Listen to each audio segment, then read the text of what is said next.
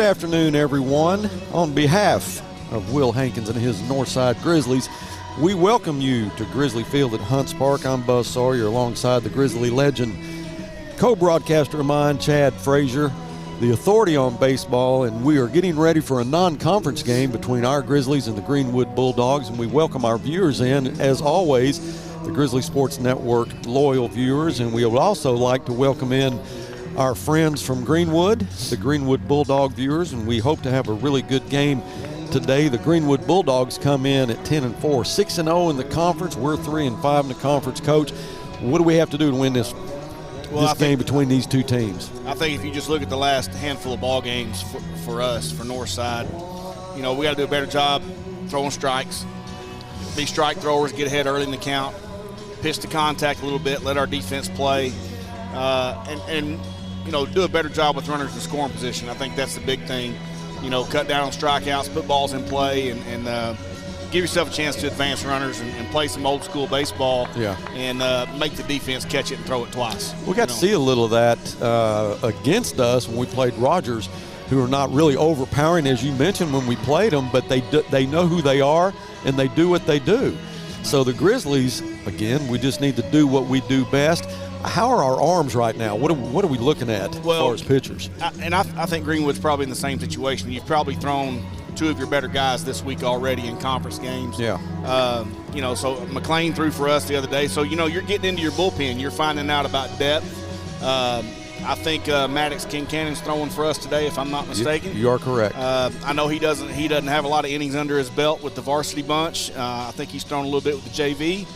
But, you know, bottom line is everybody's kind of in the same boat. You know, everybody's into the bullpen a little bit this time of year. Right after conference games, you're in the middle of the week right here, towards the end of the week. And, you know, you got to have guys step up and go throw strikes and give yourself a chance to win and let your defense play behind you. Taking on your Northside. As you can hear, Greg Squirrel has turned the PA on, and he is going to do a great job for us here today.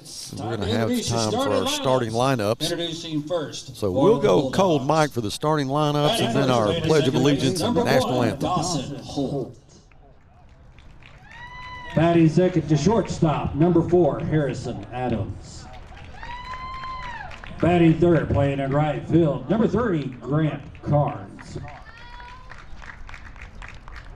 Batting fourth, playing at first base, number 99, Brady Pettigrew. Batting fifth, the designated hitter, number 14, Aiden Kennan.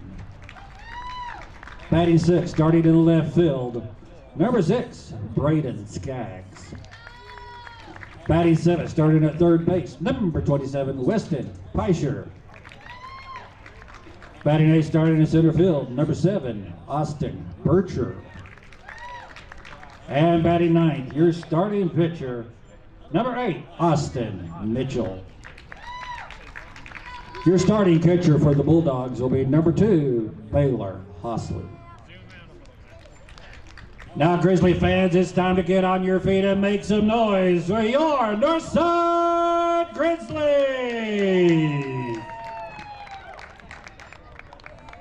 Batting first, starting left field, number 7, Jaden Weiler. Batting second, the designated hitter, number 9, Kai Perkins. Batting third, starting at third base, number 20, Will Rollins. Batting cleanup, the shortstop, number 16, Eli Calderera. Batting fifth, starting at first base, number 5, McLean Moody. Batting sixth, your catcher, number 21, Alex Martinez.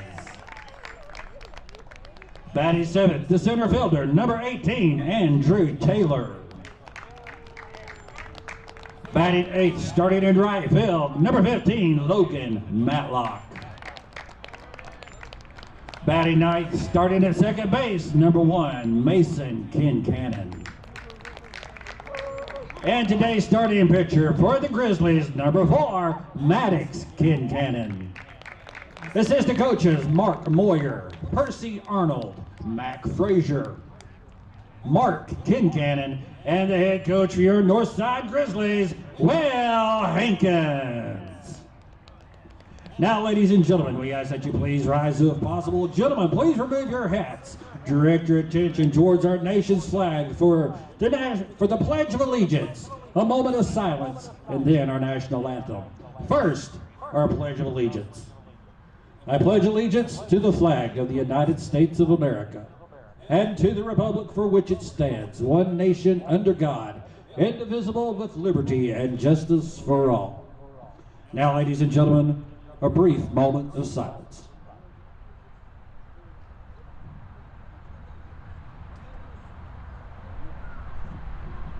Thank you. Now, ladies and gentlemen, your national anthem.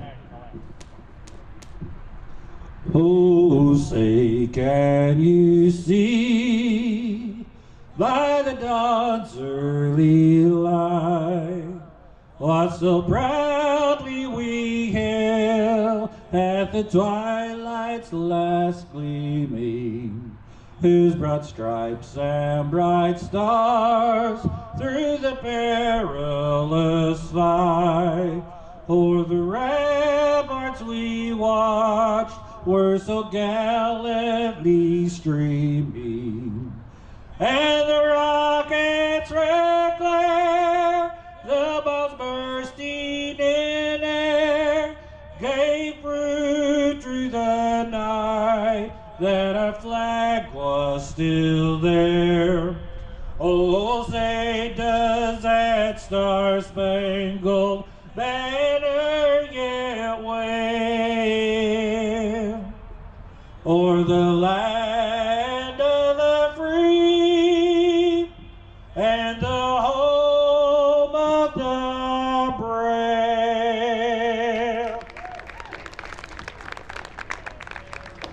Ladies and gentlemen, it is 58 baseball degrees, and I got three words for you. Let's play ball! He's 2 for 2 cranking this thing up, man. Coach, he's had lessons. I mean, he's done it before. You can tell. It doesn't get any better than that. No, that's pretty good right there. It really doesn't. No doubt. The leadoff hitter for the Greenwood Bulldogs, Dawson Holt. You're going to notice some of the names here that are also football players, good athletes from Greenwood, great system they have. Have had it for a long time. If it ain't broke, don't fix it. That's right. That's and, right. They do a good job in all sports. Go way back with Dawson Holt and his family. His daddy Keith and I were college teammates, and we played against each other in high school and American Legion ball. Great friend of mine and great kid, good player, great family, and expect big things out of him. He'll go somewhere and play ball. Once again, not committed anywhere yet or anything like that, but he's going to have an opportunity to play. Well, not only do they have good athletics, they have a great live stream too. Sean Holland, Curtis Weaver, you know Curtis. Yes. They do a great job. Tim Terry, the voice of the Bulldogs. They do. They will not be here today, so again, we like to welcome in all the Greenwood Bulldog viewers. Maybe they can repay the favor for us one of these days. Absolutely. Sure they will. Speaking of Mr. Curtis Weaver, his grandson Luke Hales is coaching first base. I saw that. He's not a very good athlete either. Yeah. He struggled a little bit. No. Yeah, Luke was a great player. Great player. Good baseball player, too. He chose to play football in college, but he was a heck of a baseball player, too. And you will not find a better human being than Curtis Weaver. No. Great guy. He helped us so much during football season. Getting the action started, ladies trying to get set up. Got a new press box on the visitor side in their stadium. Mm-hmm. Maddox Kincannon. First pitch, low and outside.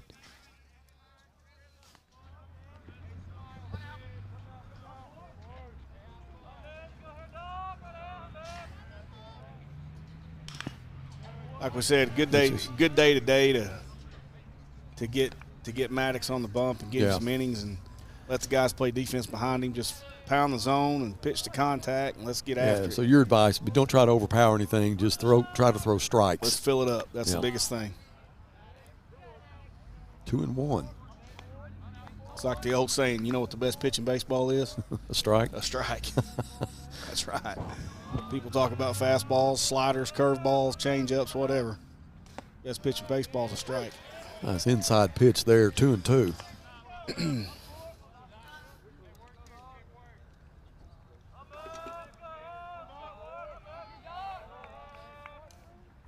Swing and a miss. That's how you like to start right there.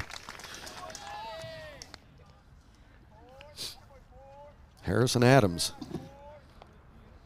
plays shortstop for the Bulldogs. He'll be batting number 2.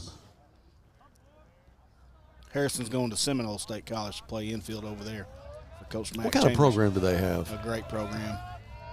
Great history. There's a shot into center field. That's going to be Andrew Taylor squeezes it for the out. 2 down now. Great tradition at Seminole. It would be a great opportunity for him to go over there and play. And they take their baseball very seriously. Now to bat, number 30, Grant Carnes. Be a good opportunity for him. Now, talking to Coach Brandon Brewer, information I got from him today, Grant Carnes, Grant's hitting .325 on the year, but he was the Democrat Gazette Player of the Week last week. So he's off to a great start. Grant plays right field for the Bulldogs. 2 down now. 1-0. He's a two-way guy for him. He's also leading the team in innings pitched, so he's one of their top 2 guys. And I think in their conference, I think they play doubleheaders. They may play home and home back-to-back days like we do, but I think they play doubleheaders. Well, they just got through with a series with Harrison, I believe, their last 2 games. Just shot in. Oh, what a great snag by Eli Calderera, shortstop. So that'll end the inning. You know, one thing or in the first half of the inning, you throw those strikes and you're going to get a hit, but you got to have a defense to back you up. So Andrew Taylor and Eli Calderera snagged 2 there after a first batter strikeout.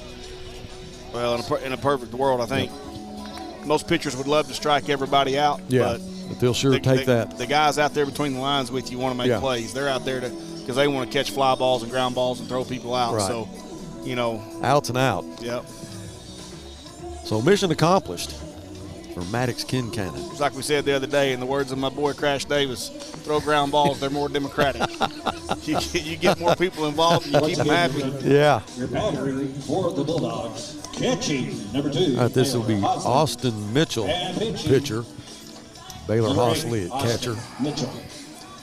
Brady Pettigrew at first.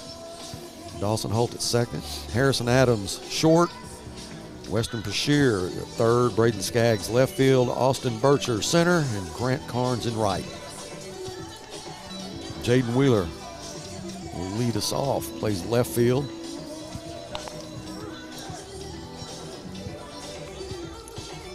Mitchell sitting right at 16 innings pitched so far. He's got an ERA right about 3. 0-1 win-loss record, and he's only given up 9 runs in 16 innings. So, he's one of their guys that I'm almost certain they've got to be pulling him out of the pen first, out of the bullpen in conference games if they need him. So he's getting a start today. So he's got some innings under his belt. For your Northside Grizzlies, number 7, Shaden Weiler. Coach Kincannon at first. Coach Hankins at third. Weiler. They've shaken the lineup up a little bit today. They got Weiler up front, leading off at the top of the order. He's been batting, hitting 8-9 hole a lot. A guy down there that can run a little bit, so they just flipped it and put him at the top today and changed it up. 2-0.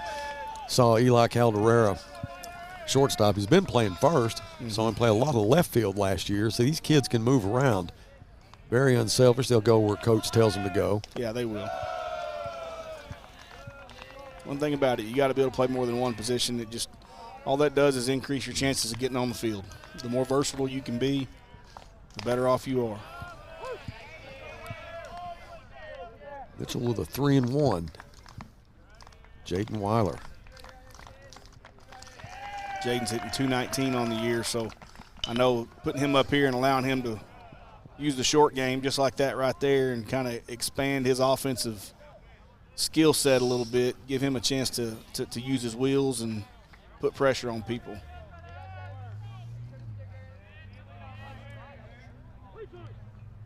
Full count now for Jaden.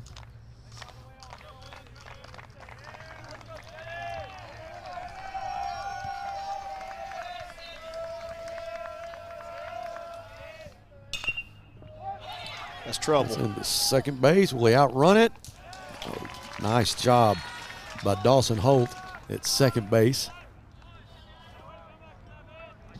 One down for the Grizzlies. Now batting for the Grizzlies, number 9, Designated Kai hitter Perkins. Kai Perkins.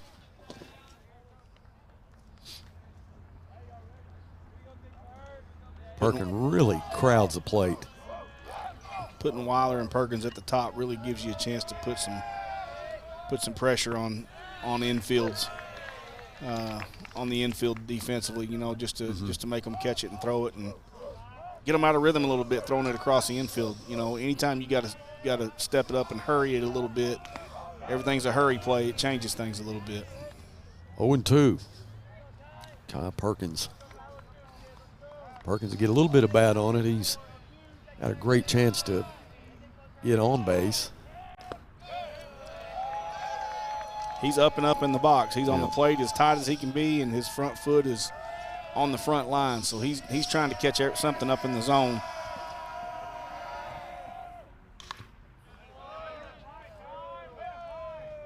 Thing you got to do about that is you got timing-wise, you got to think early timing a little bit more. Exactly.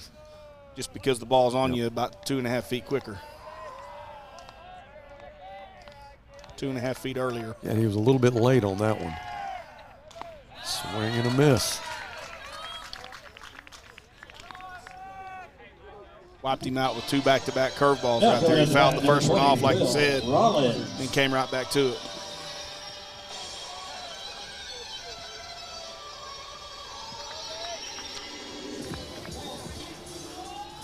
All right, Will Rollins, third base. 2 down for the Grizzlies.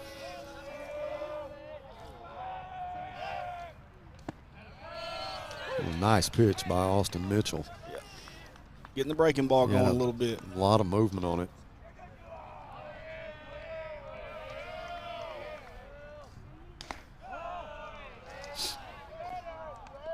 Good spot. Starts him off with a curveball. Move him to the outer third. Miss it by about 3 inches and see if he comes right back to the curveball. Yeah. Yeah. 2-1. The big hitting Eli Calderera on deck.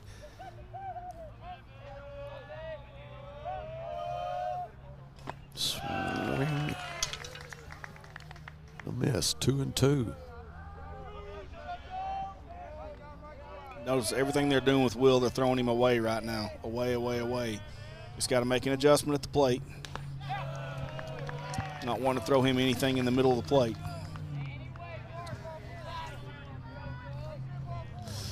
The count is full for Will. Here comes the 3-2. He'll walk him. So Eli will come to the plate with a runner on first. Good at bat. Will got to see a lot of pitches. Got to see a couple breaking balls. Give him a chance to make a mental note his next at bat because he's seen his 2 best pitches already. So that always helps.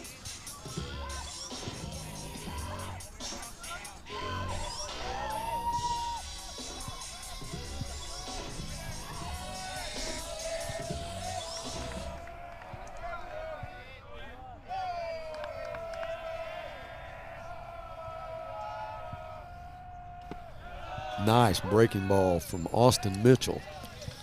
I mean, he's got that working. He does. He's got it working. He's, 5 out of the last 8 pitches I think he's thrown it. And he's to our 3 and 4 hole guys, he's led both of them off, first pitch breaking ball. So he's letting them know right now that he's not going to throw anything in the middle part of the plate. Try to pitch us backwards a little bit, and it's going to help him speed his fastball up a little bit, show him breaking ball early. So it helps when you can throw it for a strike.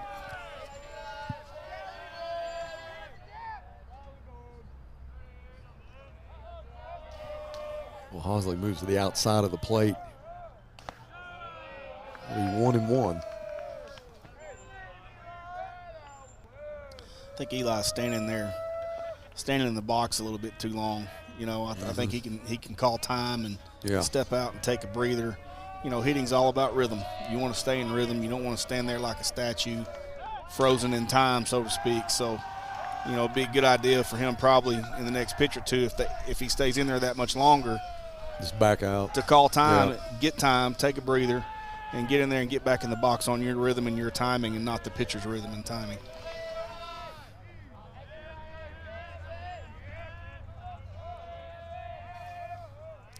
Well, he is standing in the box a long time. There's a high fly into left field. Braden Skaggs will camp underneath it, squeeze it. That's the end of the first inning. 0-0. Stay with us. We'll be back for the start of the second inning after this. Sawyer's is about more than sunrooms, patios, and home improvement. For over 30 years, we've been about people, about our community, about you. We make quality products affordable so you can focus on making memories with those who matter most. We bring our passion for great craftsmanship and take pride in the work we do so you can count on it lasting a lifetime. Give us a call today and see the difference we can make for you. Sabor Azteca is bringing authentic Mexican flavor to Fort Smith. Experience the taste of delicious homemade dishes made from scratch just for you. Enjoy your favorites with our delicious fajitas, tacos, and more, cooked by friendly people who make it authentic. Visit Sabor Azteca Mexican restaurant and taste it for yourself.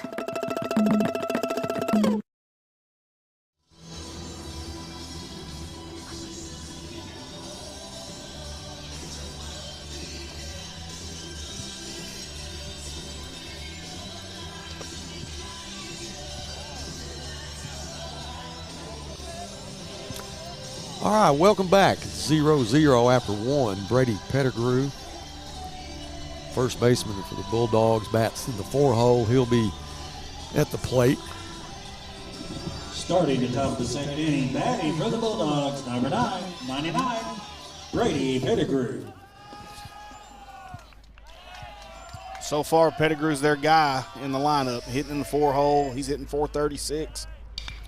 Off to a great start.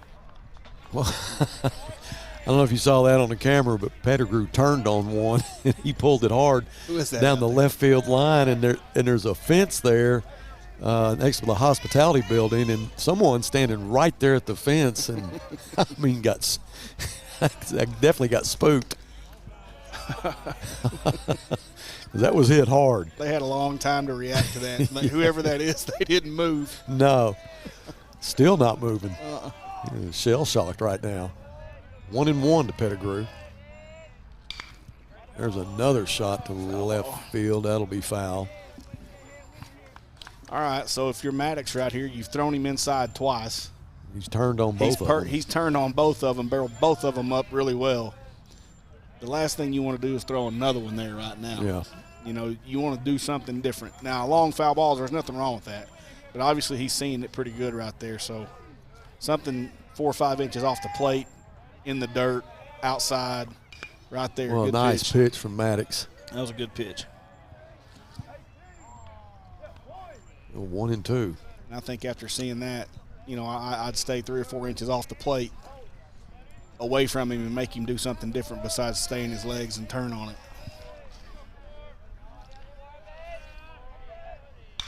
Good pitch. Right to Eli Calderera for out number 1 in the top of the second. Got the out. I know he'd like to have that one back a little bit. He left that over the middle part of the plate, and Pettigrew did a good job of staying on it. But, hey, curveballs for outs are always good. So, Number 14, Aiden Kennan. That ball caught a little bit too much at the plate for a 1-2 count, but we'll take it. Strikes are always good. The DH, Aiden Kennan, at the plate now. There you go. Aiden Kennan is going to Arkansas Tech to be a pitcher. He's going to go pitch for him. Another good athlete out of Greenwood. Nice breaking ball from Maddox.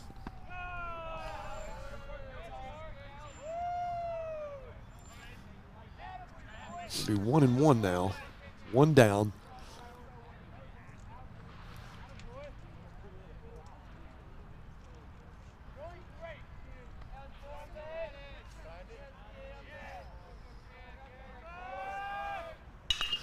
Hard hit in left field. Routine fly Jaden ball. going to run back, and he will squeeze it for out number 2. Here's the thing that you haven't had here the last couple times we played right now, too. The wind's changed directions. Yeah. It's blowing in, you know. The ball hung up. That was a hard hit ball. It was. And he barreled that ball up up pretty good. And it's deep to left and right out here. Now it's about number 6, Braden Skaggs. So it's one of those deals where, you know, hey, don't be afraid to see how far they can hit it. Oh, You know? yeah, exactly. Left fielder Braden Skaggs at the plate with 2 down.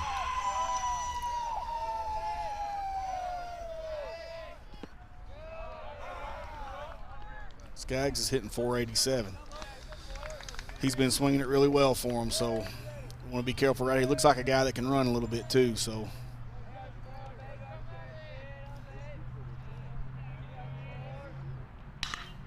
Right up the middle.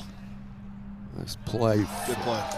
Great job by Mason Kincannon. Second base, throws him out.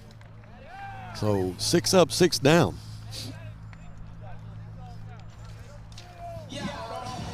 No runs, no hits, no errors going to the bottom of the 2nd inning. So far Batting mission for the accomplished Grizzlies, for the Grizzlies. And Martinez Mason and Kincannon Singler. throwing pitches that you know, were not really trouble pitches.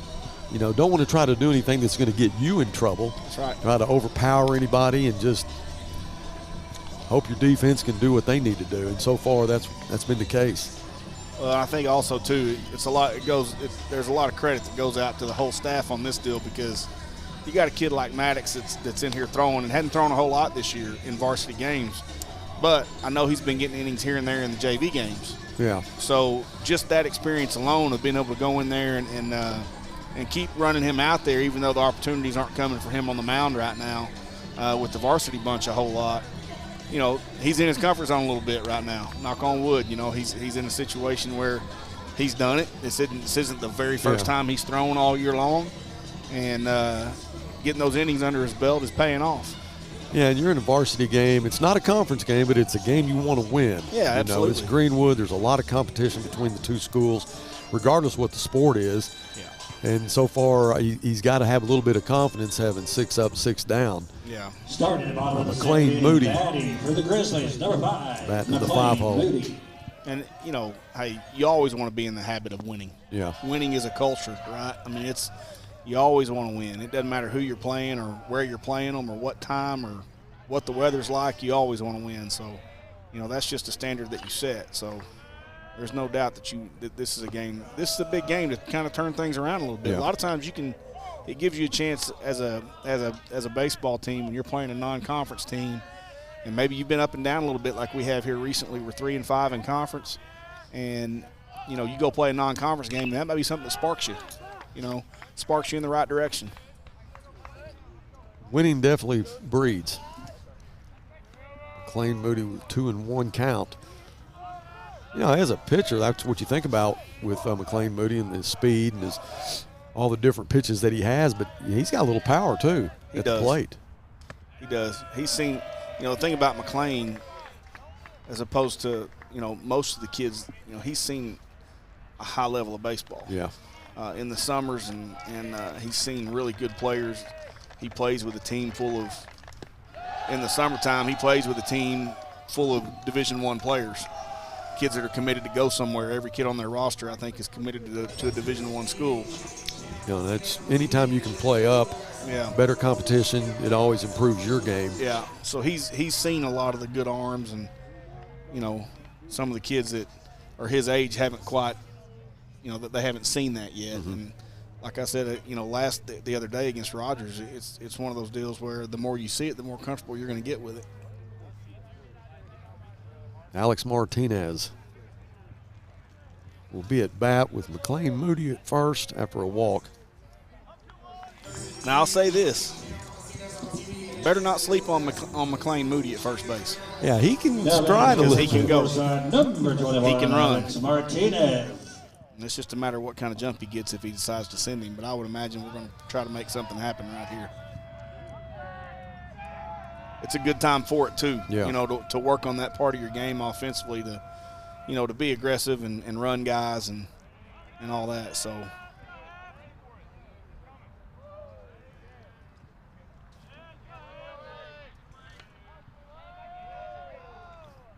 there he goes.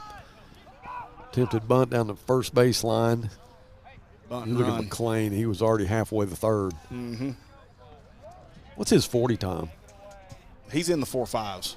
There's no doubt. And and by the time that he leaves here, there's no doubt he's going to be in the 4.4s. I'm not so sure that he couldn't be in the 4.3s. That's with strength. Amazing. He can run now. I mean, he's athletic.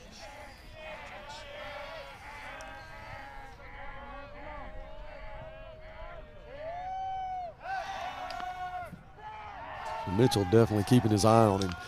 I got to see a lot of McClain after the Jonesboro game last year, play, during football season, and it was very apparent that he could stride and really stretch it out. And he reminded you of the way Matt Jones ran, because Matt was, what was he, 6'6", 6'7", yeah, and ran a 4.3, and he didn't look like he was running that fast. Yeah.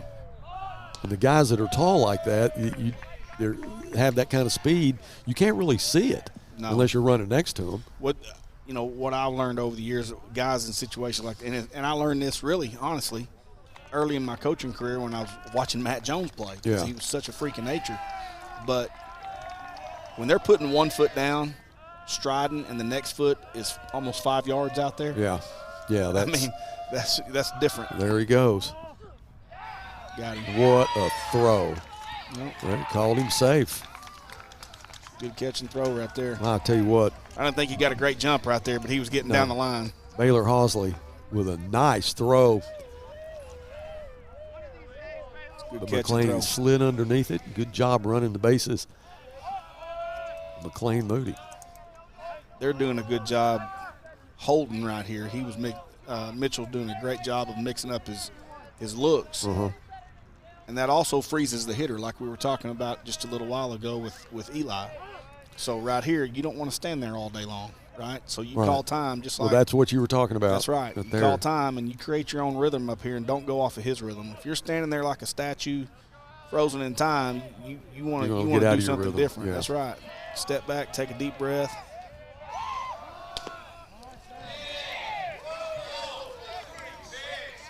Three and one's the count to Martinez. What did he just call?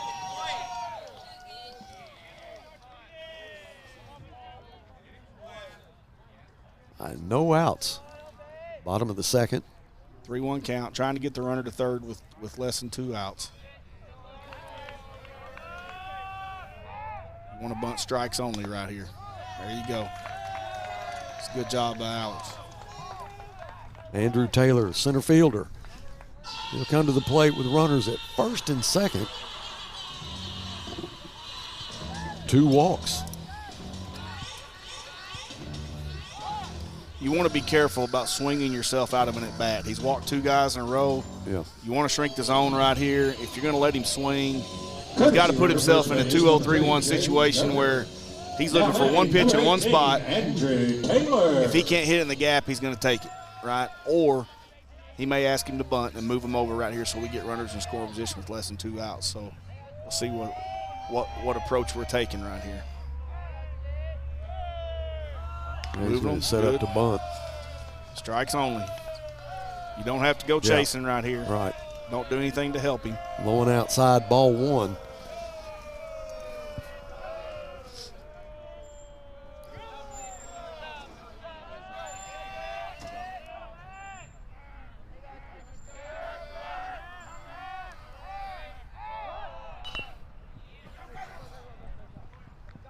Thing you want to do if you're Andrew right here, you want to get the barrel out in front of your face. Get it out in front of the plate so you can get the ball between the lines and get it down. You don't want to get it back up here in your body. You want to see you want your eyes to be able to see the ball hit the bat out front. That's the fundamental part of it. And you want your barrel to start out at the top of the strike zone.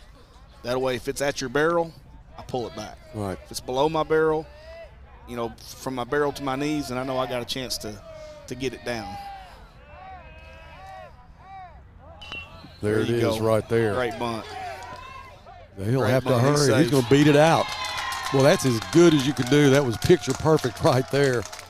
He went right there, Buzz. He went from sacrificing and moving the guys over and going to the dugout. Loading now the he got a base hit out of it. You know, so he just helped his average. 1 for 1 on the day. Right fielder Logan Matlock. He'll get a word from Coach Hankins with the bases loaded and no outs. I think this is Logan's first varsity at bat this year. I think. I didn't see his numbers on the stat sheet with the varsity guys, so great experience for him to get up here and have an opportunity with the bases loaded. Great way to start it out. Yes, sir.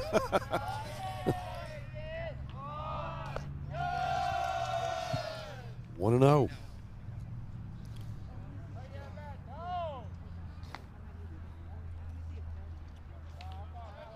Probably having him square around to take one right here to see if Mitchell will throw him a strike.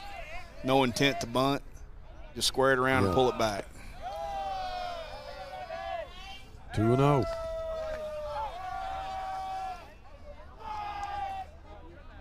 Mitchell has had 2 walks and a bunt.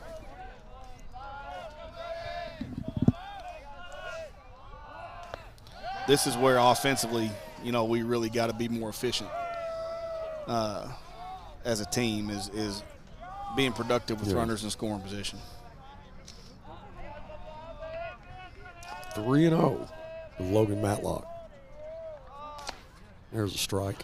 Now he gets one like that right now, he needs to be ready to unload on it. Yep. 3-1 count, hitters count. Bases loaded. Jump on it. Well, the wind is pretty much dead right now.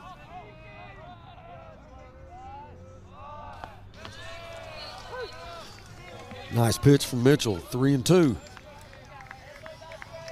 2 good fastballs on 3-1 right there. I think he had him taken all the way with squaring him around. So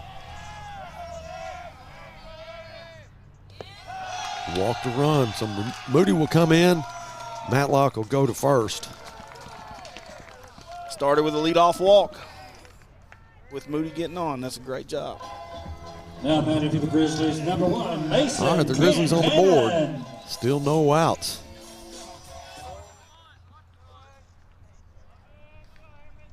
Second baseman, Mason Kincannon. Moving him up. Wild pitch, and that'll score another one. That's Jaden Duggar, who was pinch running. Jaden, who's fighting a little bit of an arm injury right now.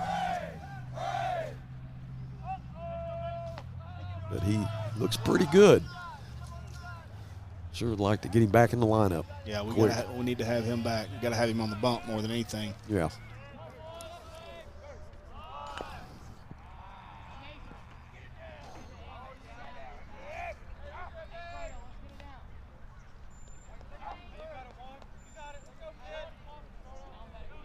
Mason's coming around a little bit at the plate. His average has come up 20 or 30 points in the last week or so. He's hitting 255 right now. He's on the climb, which is good to see. Andrew Taylor at third. The hit right back to the pitcher to be out at, well. No, it's not a force. No, it's not. He called him. It's not a force. Yeah, no, it's not. He called him. He's safe. He called him safe. Called him out first, then gave it to him. Coach Hankins was on a beeline to him, Coach.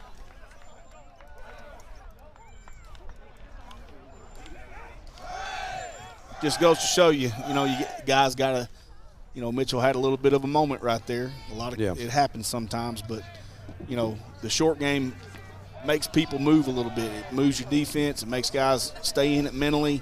And if you have an error mentally or physically, things can snowball real quick.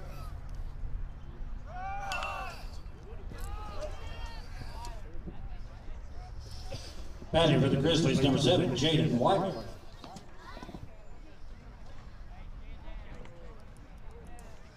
Weiler had a ground out last time at bat. Logan Matlock at third. Still no outs. You got to expect Mason to be running anytime. First and third, nobody out. Put some pressure on them and make them make a decision. You know, if they want to throw it down and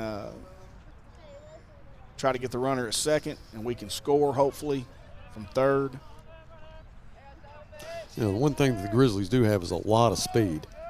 Got a few guys that can run. You got one first right now.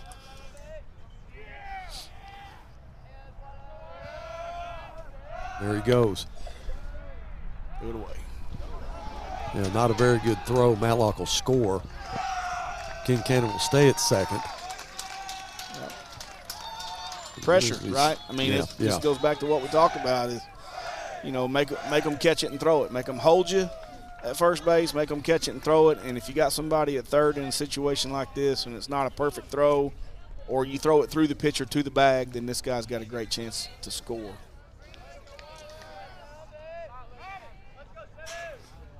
While they were 2-1. Kincannon at second. Tried to bunt it down the third baseline. Foul. Think about this for a second. 2-2. We've scored 4 runs and we hadn't the ball hadn't left the infield. Yeah. I mean, we scored 4 runs, the ball hadn't left the infield. Well, you're talking about the Rogers game yesterday. Yeah. Where they have 3 hits and score 8 runs. Yeah. That's a great point.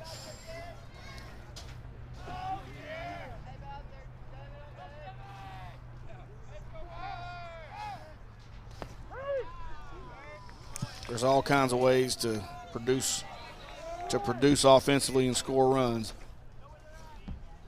All right, 1 down for the Grizzlies. Kai Perkins, our DH, at the plate now. If you watch Kai, see how tight he is in, how much he crowds the plate.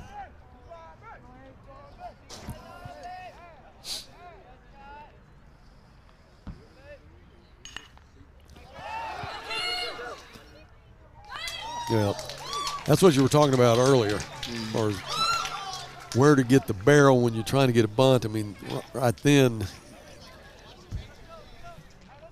did not work out for us, but what a great bottom half of the second to be up 4-0 now. So we'll take a break. We'll come back with the top of the third after this. No errors.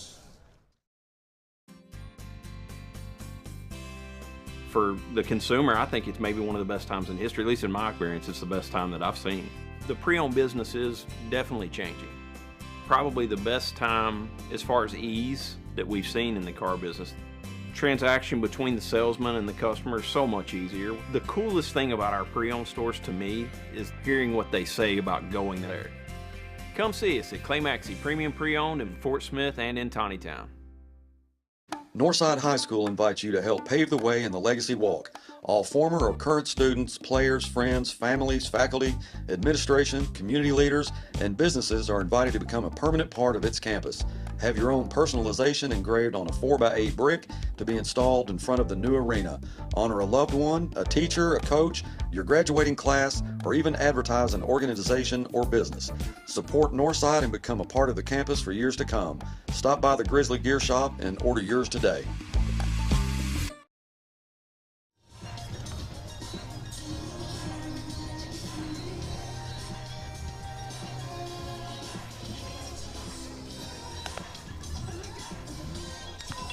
All right, welcome back to Grizzly Field here at Hunts Park.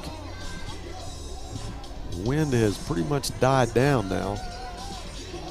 We'll go to the top of the third. Grizzlies up 4-0 on the Greenwood Bulldogs. Starting the top of the third inning, batting for the Greenwood Bulldogs, number 27, Weston. All right, Weston Brashear.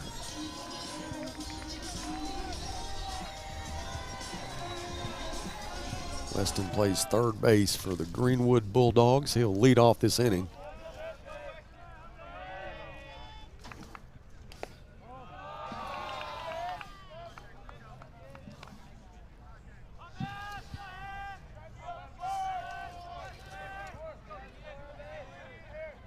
Bashir's hitting 250 on the season right now. 2-0 to Weston.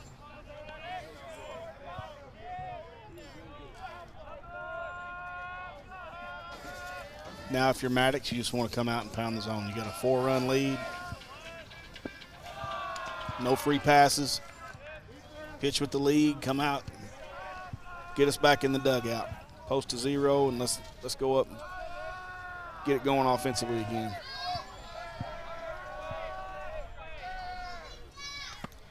There you go. 3-1. See how far they can hit it. 3-1 count, throw it right down the middle, see how far they can hit it.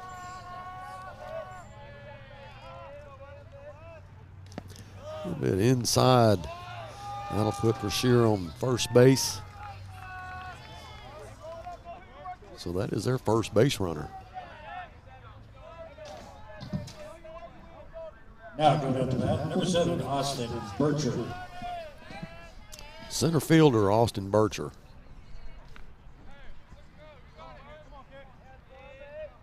We've got a little bit of a Northside connection with this guy. Fort Smith connection. In relation to Martine. Grandson.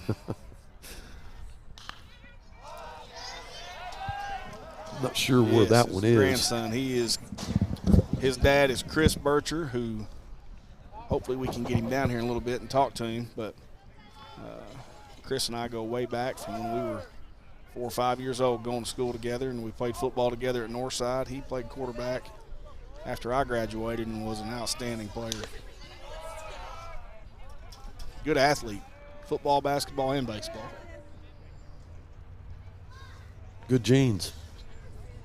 Yeah, absolutely. So Austin, his son, center fielder, 1-1 the count.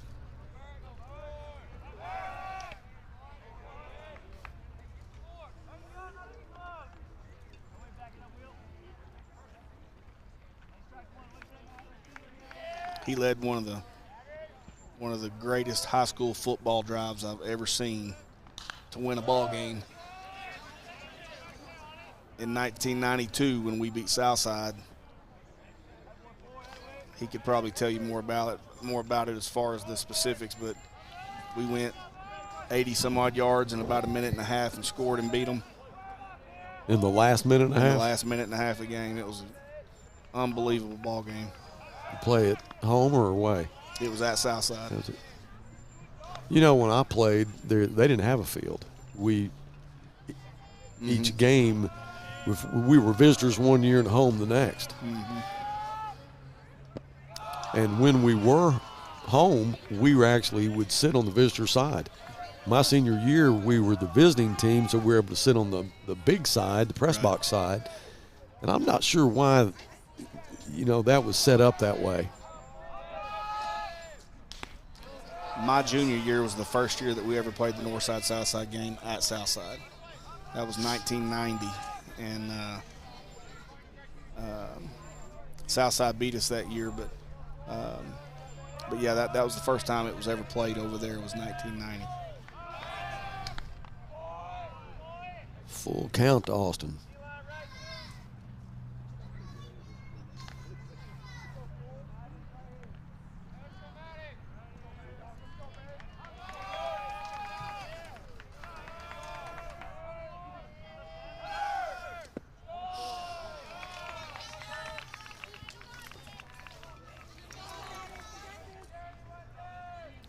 Biggest thing you don't want to do right now is offer up free passes up 4-0. You want to come in and pound the zone like I was saying at the beginning of the inning. Throw strikes, give yourself a chance to get back in the dugout and extend this lead. 2 walks now. Now to that, number 8, Austin Mitchell. Austin Mitchell, the pitcher. His first appearance at the plate.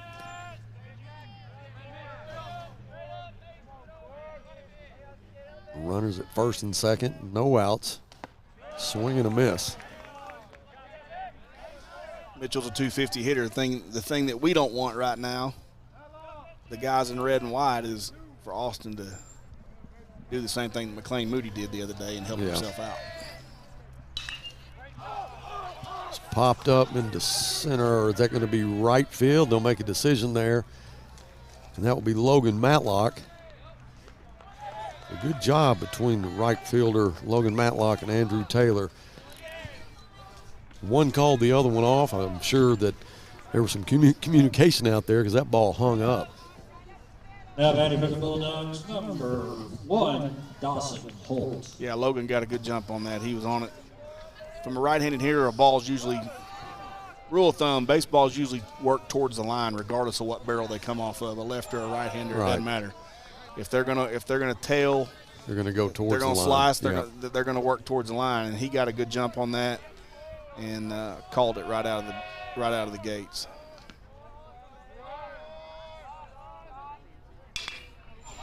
Back. Into center field, that'll be Andrew Taylor.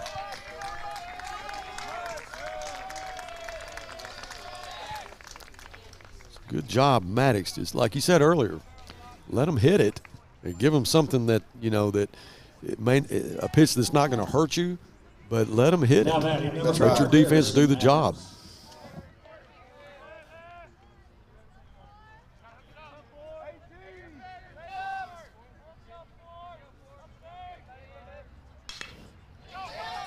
That's going to be a hit into right field, right over McLean Moody. That's going to score Western Bashir. So the Bulldogs on the board now, 4-1.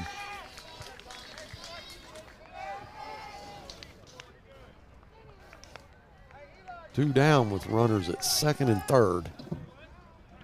Now at the bat, number 3, Grant Carnes.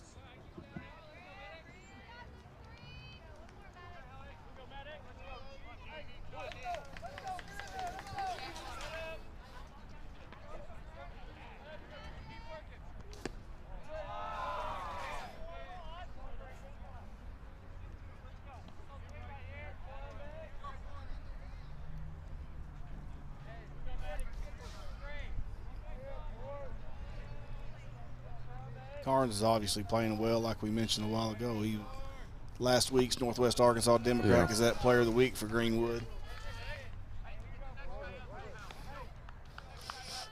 They're 10-4, like we said, 6-0 in conference, and Coach Brandon Brewer sent me some information today, and their non-conference schedule has been tough. I mean, they've played har-ber, they've played Owasso, Oklahoma.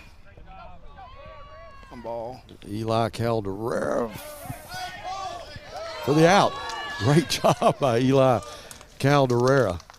Threw it on the run. But they've played Owasso. They've played, which is where Coach Brewer came from. He spent 7 years there. He's a Greenwood graduate. But they've played Bentonville. They've played Rogers. They've played Heritage. So they've played a lot of the same teams that we played.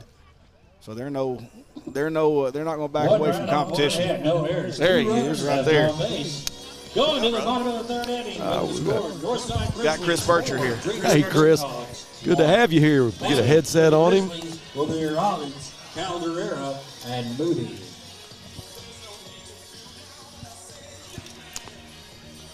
Welcome Chris Bircher to the broadcast. Chris, how things been going? Great. Good to be back at Hunts Park. Yeah.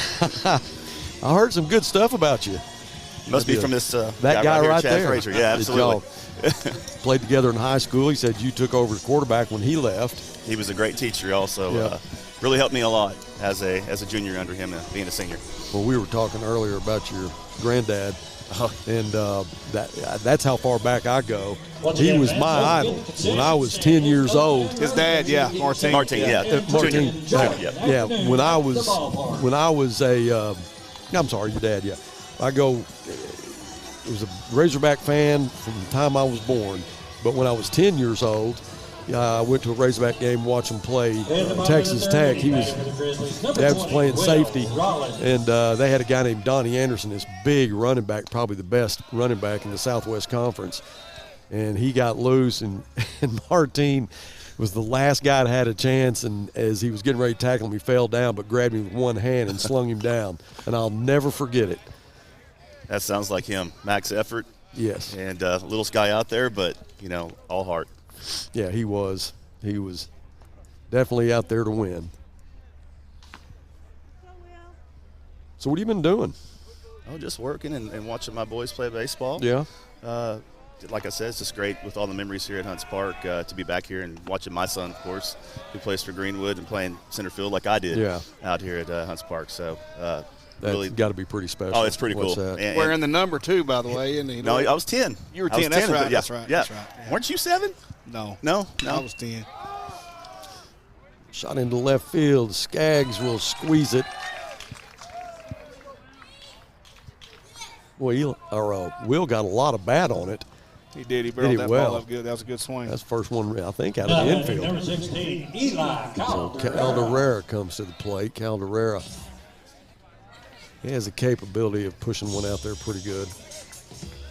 Buzz, this guy right here was one of the last guys that really played all 3 sports in high school. Chris was a football, basketball, baseball guy and was good at all of it. So What was your favorite? Baseball. Really? Yeah, I was probably best at football, but baseball is my love. Yeah.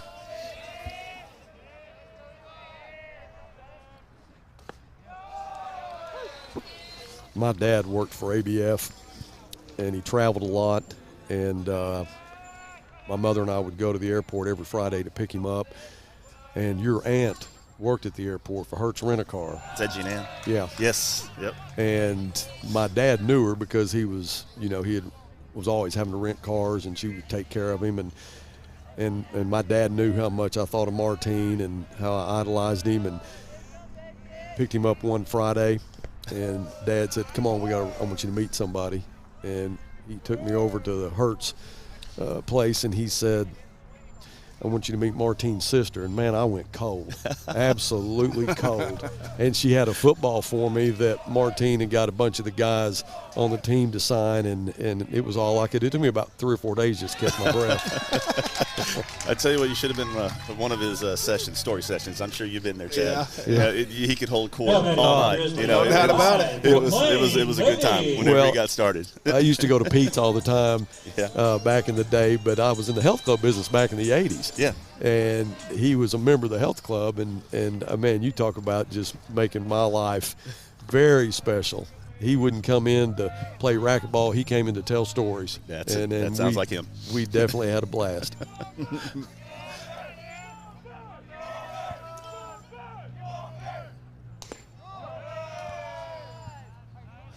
McLean Moody at the plate.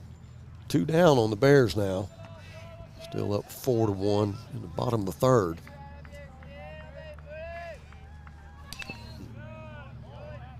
McLean's kind of coming around at the plate a little bit. He's been getting more bats under his belt. He hasn't been swinging it when he pitches, but he did the other day against Rogers and had a couple of hits. But starting to come around a little bit, get some more bats under his belt, get a little more comfortable. Yeah, and Chris, we're talking about his speed too. He's 6'5". He's a big boy. And can really stretch it out. I mean, you don't realize how fast he's running because he's so tall. But Coach Frazier said that he wouldn't be surprised if he became a 4.3 guy by the time he graduated. Goodness gracious. Yeah, he's a mid 4.5 guy right now. Now, That's impressive. Grizzlies. And that's just he's a sophomore, so that's without being in the weight room a whole lot, and he's just now starting to get all that strength training and all that stuff. So look at his body. I mean, he's got room to just grow. Yeah, he get does. bigger, get stronger. Yeah, absolutely. He can really run. We could have used that body, Chad. Yeah, I mean, you and I would both love to be in that body, no doubt. So what about the drive against Southside? Oh, gosh, you're bringing back the old days there. Man. that was a night that I don't think I'll ever forget. It was a weird thing. Everyone was basically down to the wire in the stand. I guess it was 4A then. Yeah. We had to win to get in. Bentonville needed us to lose to Southside, who was number 1 in the state at that point. So we found ourselves down I think it was 19-7 or 19-6 in the fourth quarter, and put together one drive in the early fourth quarter and got it back to 6 points, and then we got the ball back with about a minute and a half, and we had the ball R9, and Joe Fred didn't like to throw the ball much, so we were kind of one of his first teams that start throwing the baseball a lot.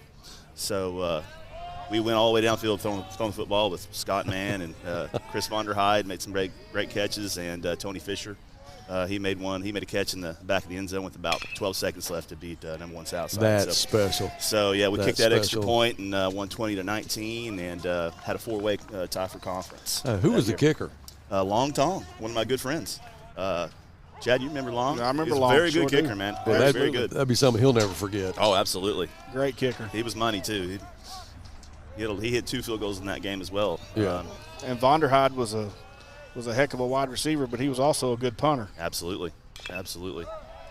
Well, while we were talking, McLean steals another base. Talking That's his about second. running. We're sitting there talking Yeah. about running, and he steals a And bag. he does it.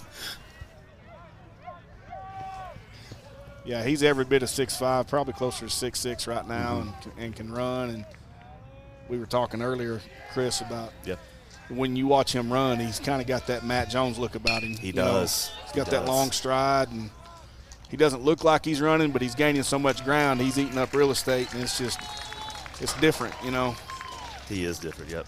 Great athlete.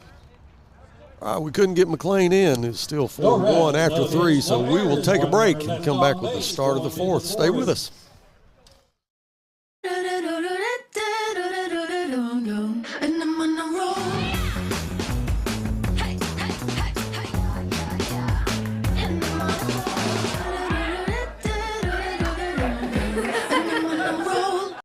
Hey, Chief, which weighs more, meatloaf or steak? Steak. Ham or turkey? Ham. Mac and cheese or cookies? Mac and cheese easily. Let's go weigh them and find out. Okay. Pound of carrot cake or a pound of ice cream? Nice try, rookie. I almost had you. Not even close.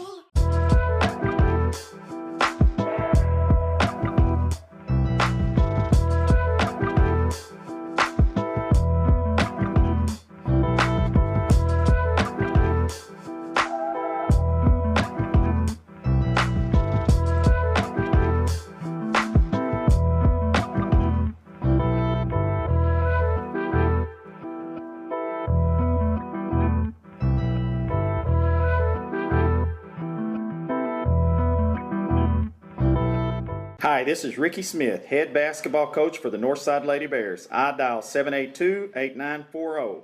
That's 782-8940. 28940. Keep doing it. All right, welcome back to Grizzly Field. It's 4-1 after 3 innings. Chris Bircher, our guest. Northside graduate. 92, is that what it was? 93. 93? Yeah, he mentioned a couple of good names, too. Tony Fisher. Yeah. Yes. Big fullback. Tight end. Tight end, went to Tulsa and played, and was an outstanding player for us. Absolutely. Brady basketball player. Pettigrew at the plate. Pettigrew, you got to hold your breath a little bit. He turned on a couple of them a while ago and shook up the hospitality building. This guy's been hitting. Yeah, I think he's hitting over 500 this year. He is a really good hitter, good bat. They got him. Yeah, right at it. Yeah. He's Shot into right field. Logan Matlock. They got him at makes the catch. 436 on the stats that Coach about Burr right. sent me today, but That's about right. hey, 435 to 500, it's all pretty good. That's pretty good. Pretty good. It's all pretty good. Aiden Kennan now, DH for the Bulldogs. Good day to pitch today. Wind's blowing in. That's what I was telling Buzz a little bit ago when Maddox fell behind 2-0, 3-1 a couple of times, and I'm just sitting here saying, hey, throw it down the pipe and let them see how far they can hit it with the wind blowing in. Got to challenge them. That's right.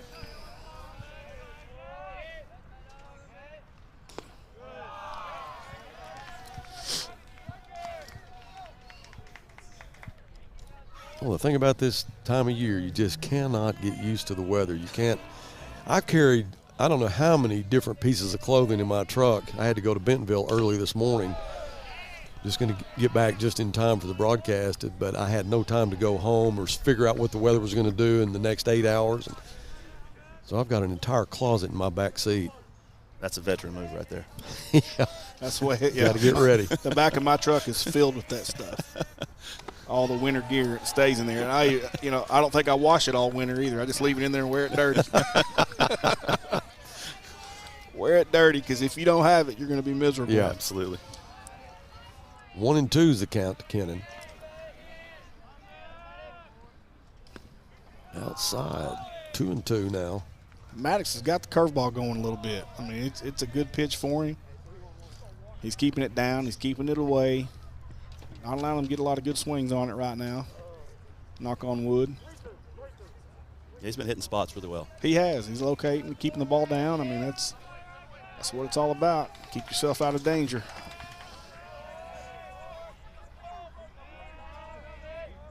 You're talking about the weather, Buzz. I got home last night. My house, I had my air conditioner on. Nice. All right. Had my air conditioner on. I woke up at 2 o'clock this morning and turned my heat on. Of course. I was freezing to death.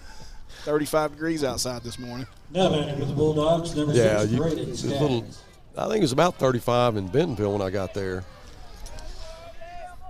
But I had a full day before noon.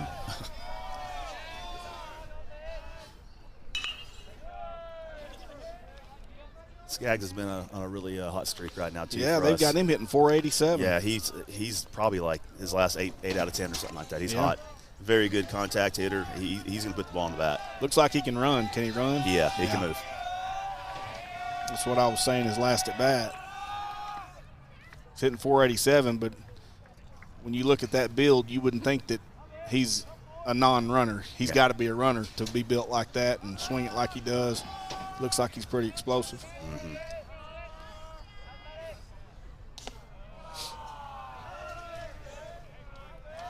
Told Buzz last year, something you got to be careful. Dynamite comes in small packages. That's exactly right. Got to be careful. 1-1 to Skaggs. Getting with a big lead at first. 1-2 now. Makes me think about guys like Greg Andrews and A.V. Schote and those guys that could really run the football back in the day that were really small, but there it is. There's a hit in the left. He's on fire. Yeah. Well hit ball. That's him. He doesn't try to do too much. Yeah. Yeah, he just good hitter. We'll get Kennan to second, so it's 1 down. Defensively for us right now, hey, that's not the end of the world right there. You walk a guy, you got 1 out, double play still in order. Then you give up. That's what you want to happen. You want them to earn their way on the bags right now. Make them hit their way on. If they do that, tip their hat and move on. But fill it up, pound the zone, let them play behind you. That was West Brashear with a hit in the gap. And there will be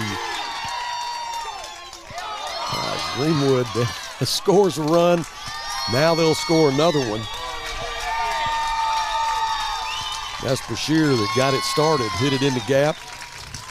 He'll be at second, but 2 runs score. So it's now 4-3. The base hits don't kill you right there. What kills you is the snowball fight, throwing it around. Just not throwing it and catching it. Got some guys out of position right there, and we made some throws that cost us. But I mean, one thing about Maddox right now, Maddox is throwing the ball well. He's given up a couple of hits right here, but when you got a 4-1 lead, that's not the end of the world. The biggest thing is just not taking care of the baseball. So, Chris, I know you had a lot of history at Hunts Park. What do you think about it now? Oh, it's just beautiful. Look at it, isn't it cool? It's gorgeous. Yeah. It's great to see the park, and it's awesome. Always love coming out here. It's a palace now for Fort Smith. I mean, it's beautiful. So Maddox gets a round of applause as he will go to the dugout. It looks like Max Howerton will take over. Talking about Hunts Park, man, it really took a lot of people to get involved and make it happen. First National Bank, obviously, they got their name on the field, and all the donors that are on the brick wall out front, down the third baseline as you walk in the park. I mean, there's a lot of people that made this happen, and it was a huge community effort to dress this place up and to turn it around, and these kids don't know how good they got it. Oh, no kidding. No kidding. I mean, hey, we loved it back in the day. We didn't complain at all, not one bit. But we didn't know. We didn't know any different. No, we did not. We were thankful to be out here and playing some baseball. A lot of history here, and I know there was a lot of talk about Condart when we built the new arena, and there was talk about tearing it down, making a parking lot out of it, and it was Northside alumni has said absolutely not. No way. We'll have to figure something else out. Yeah. We've got an interesting matchup here. Max and Austin played baseball together at 7 years old. Oh, Are you serious? 7 years old. Yeah. Yeah, old first teammates. Yep. So when we resume play, It's bragging rights. It is. Austin Bircher, the center fielder, his dad sitting next to me. Did your blood pressure go up just a little? I'm not going to lie, 100%. Yeah, 100%. It's hard watching as a dad. You have no control. It's just tough. This happened to me here at Hunts Park. My son was playing football, and it was a cold, frigid cold day, and I was trying to film him. He was a receiver, but he got a reverse, and as he was running down the field, I was running along the bleachers. I ran out of bleacher and didn't know it. All of a sudden, I feel nothing under my feet, and I hit the ground, and I'm still trying to film. I bet you got the shot though, didn't you? I didn't get the money shot. It looked more like lights. But yeah, I understand what you're saying as a dad, and I went through this with Coach Fraser last year when Jet was playing. Yes. And every time he came up, and Coach does such a great job analyzing the game, and boy, he just had to go quiet. So we'll be quiet now as Austin.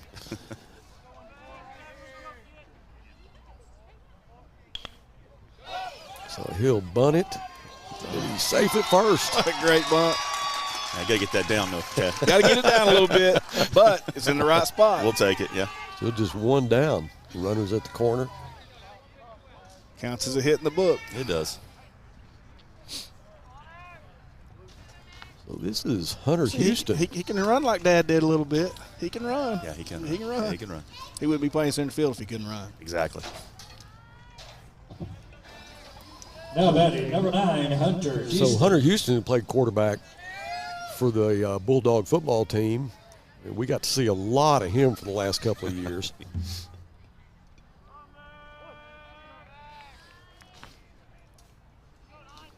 Hunter's got a lot of pop. He's pinch hitting for Mitchell. I guess he's going to come in and pitch maybe. Yeah, that's probably what's happening, yeah.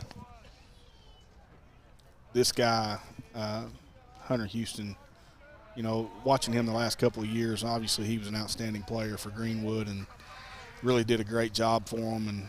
But what kind of stands out to me about him is his toughness, his resilience, because he battled through a lot of injuries. Yeah, we heard him when he was a junior, and and right there at the end. Yeah.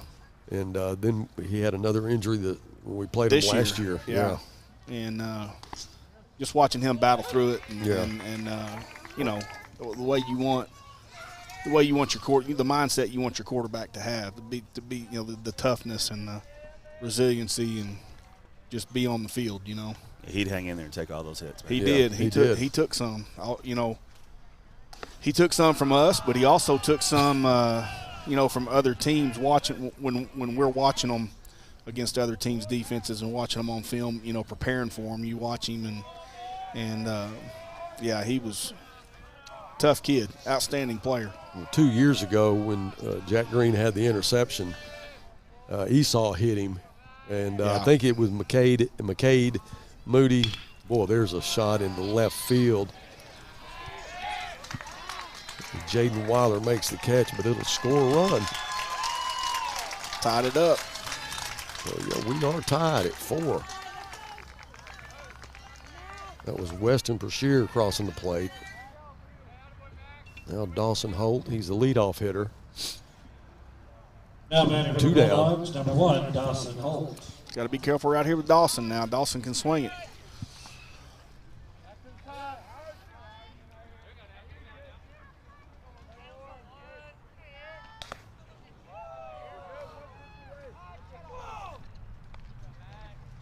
Inside for ball 1.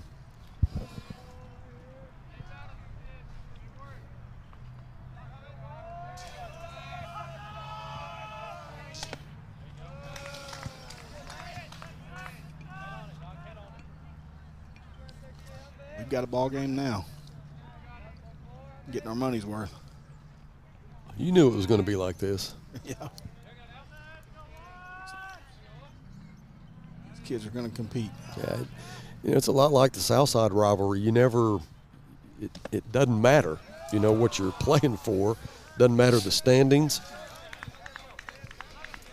It's always going to be competitive. Yeah, just set the date and time, and they'll be here. Yeah. They'll be here.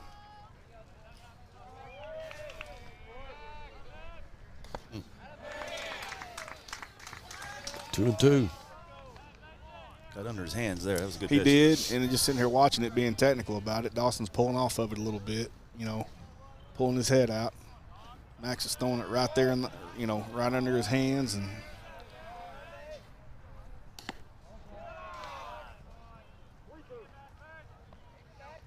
certainly wouldn't want to leave it out over the plate, that's for sure.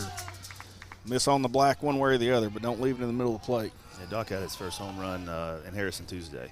Did he? Yeah, he's got some pop now.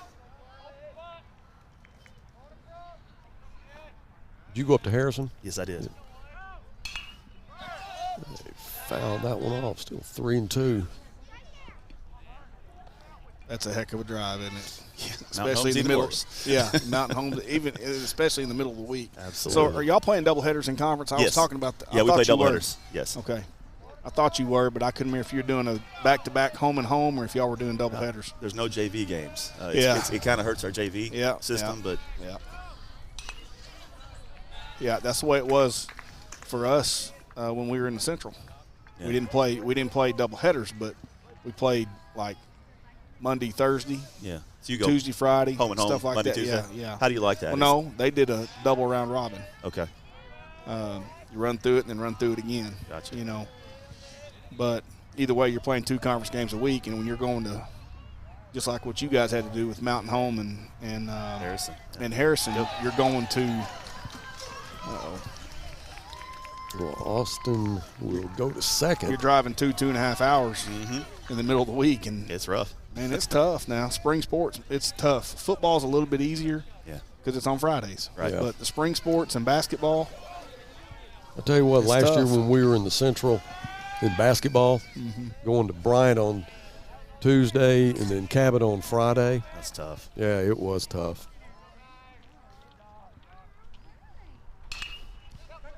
Go get it, McLean. Foul off. McLean will chase it down. Can't get to it. That ball's spinning. It's in the wind. It's a tough read right there. And he's looking over his shoulder. Yeah. Tough read. How's football moving back to the Northwest Arkansas Conference? No. Oh, no. This is only baseball. Okay. Yeah, just spring sports. Yeah. Baseball and basketball. Oh, no. Yep. Football staying in the Central. I was hoping. And I was hoping they'd do it before we had to go to Jonesboro. Oh, gosh.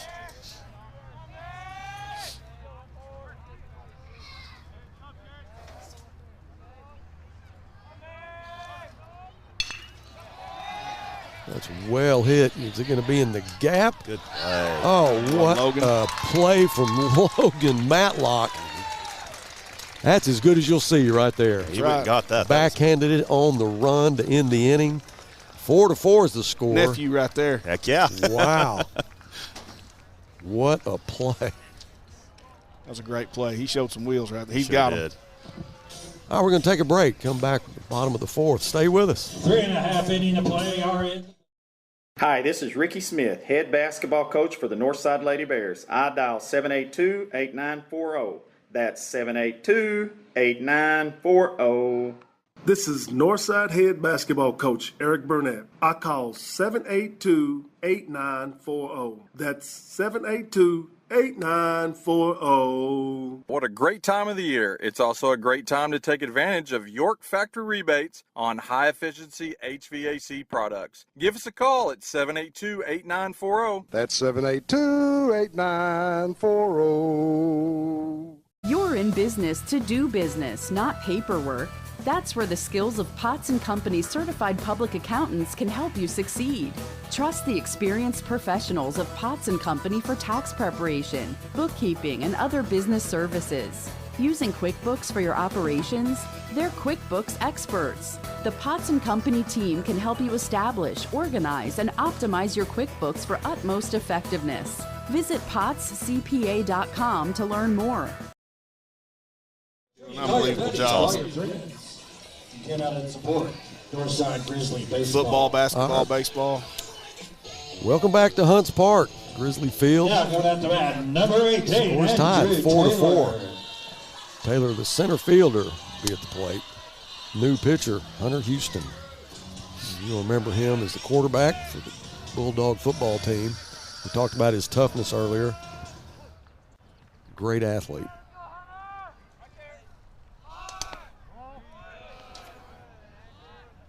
First pitch is the ball. This is another one of our former teammates' sons, right? Chad? This Taylor's? Yeah, RT. Right here. Yeah. Ryan Taylor. Ryan and Leah standing right They're here. right here, right next to us. Sophomore, trying to figure it out. You know, he's doing a great job getting some playing time, getting better, and he's going to be a player. He'll pitch, too, before it's all said and done.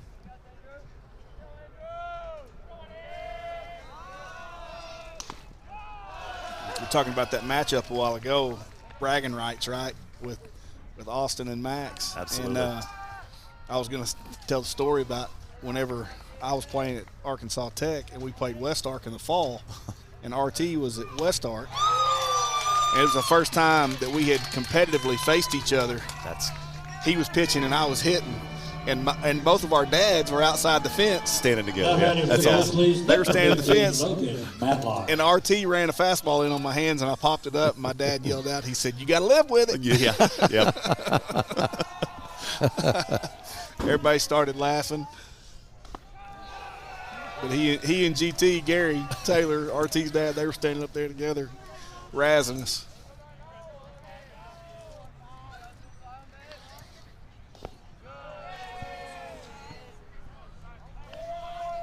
It's Logan Matlock at the plate after a great play from right field.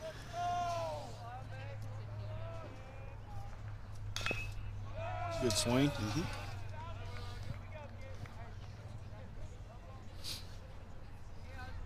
Mason Kincannon on deck. One down.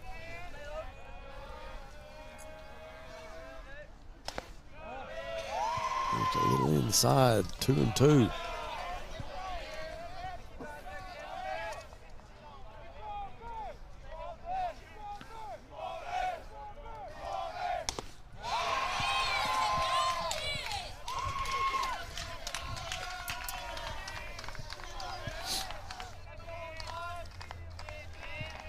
All right, here comes the 3-2 pitch, and he'll walk him. So one down, one on. Mason Kincannon. Number 1, Mason Kincannon. Mason, Hunter second Houston runs it baseman. in there a little bit, doesn't he? He's got velocity. Yeah, absolutely. Looks like he's about 83, 85. When he's locating, he's really good. Yeah, he's got good stuff. Just watching him spin the breaking ball. Well, you know he's got a good arm. Yeah. No question about He that. can throw it.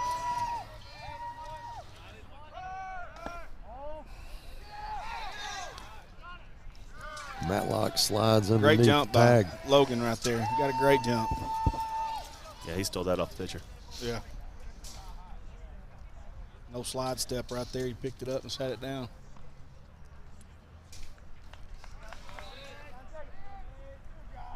I'm impressed with Matlock.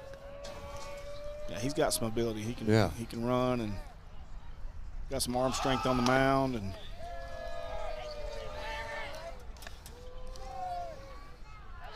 that catch is all I needed to see that last Yeah, time. that was good. Man, that's very athletic. Got my attention. it's a good thing he got his mama's athletic ability. And looks. That's right. Right.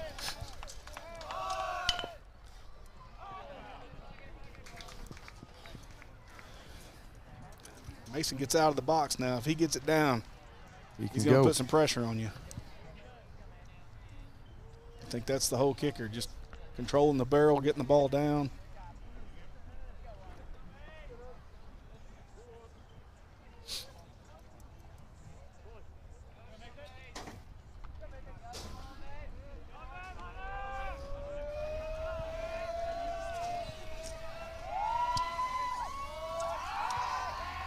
You know, Greenwood's got some decisions to make right here defensively. Looks like they're in a read situation right here with the they're either gonna wheel it with the shortstop and bring the third baseman, or keep the shortstop at second and let the third baseman read it. If it's bunted hard, he'll come make a play. If it's not bunted hard, he'll stay back. Moving over, he's safe. Oh, I thought he got there. I did too. Close. Thought he got there. Good job by Hunter Houston.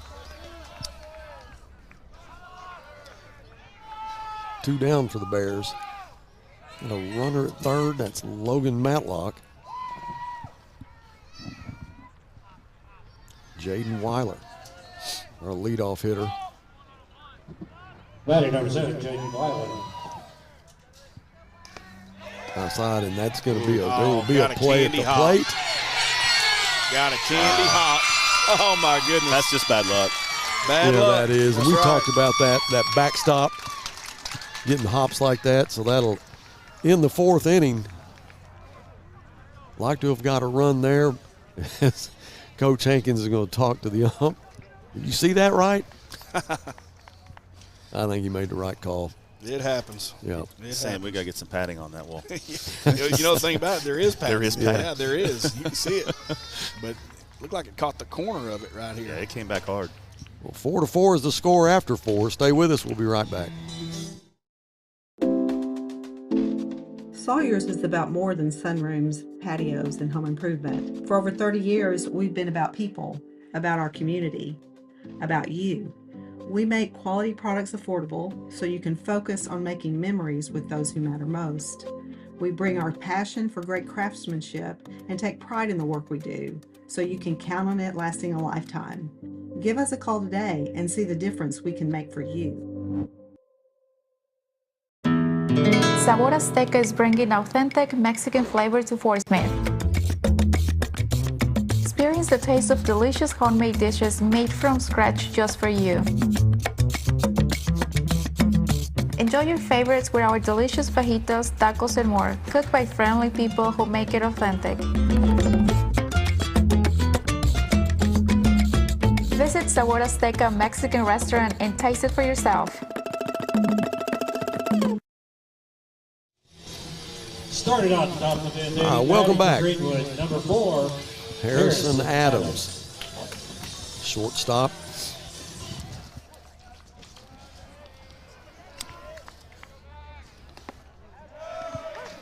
Howard with a first pitch strike. Harrison's 1 for 2, hitting .316 right now. Like we said before, early in the broadcast, he's going to Seminole to play. Really good contact hitter.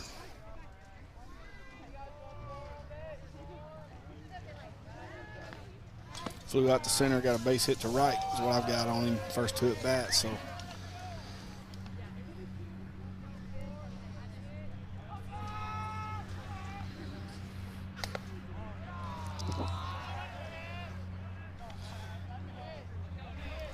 one thing about Max, he's going to fill it up. He's going to throw strikes. You're going to have to play behind him. Which is what everybody wants if you're out there. Everybody wants the ball. 3-2 to Carnes.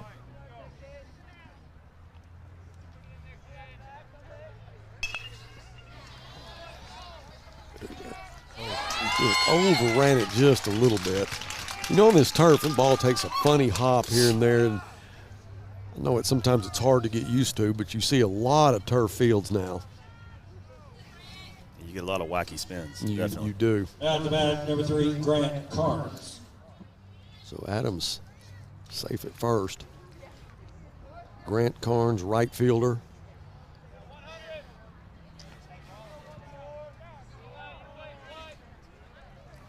So just looking at the stats, Chris, Carnes y'all's number 1 guy on the bump right now. And we 1 have or 2. Honestly, we're blessed. We have 2 1s right now. Kennan is filling it up and doing a great job as well. So Adams safe at second.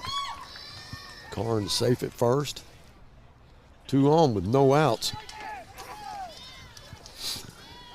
Yeah, Hayden Kennan is going in game 1s. Yeah. Okay, all right. Bentley Bean just came by and gave me a high five. There he That's is. one of our biggest right. fans for the Grizzly Sports Network. Big Bentley. I got to get him on the broadcast one of these days. Brady Pettigrew has the ability to hit it into Creekmore Park. Was fouled down the right field line. Got to work our way out of this one. 2 errors to start the inning. Nobody out. 4-hole guy up. Not a good situation.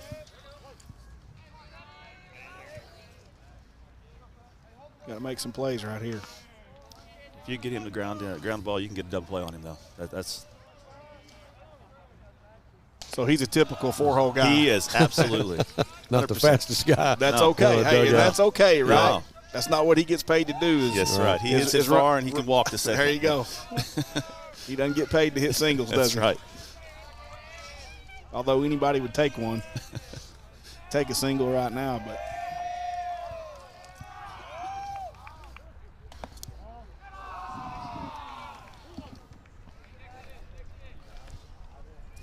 What do you say, 2-1? That's counter 2-0. I think it's 2-0. It's 2-0.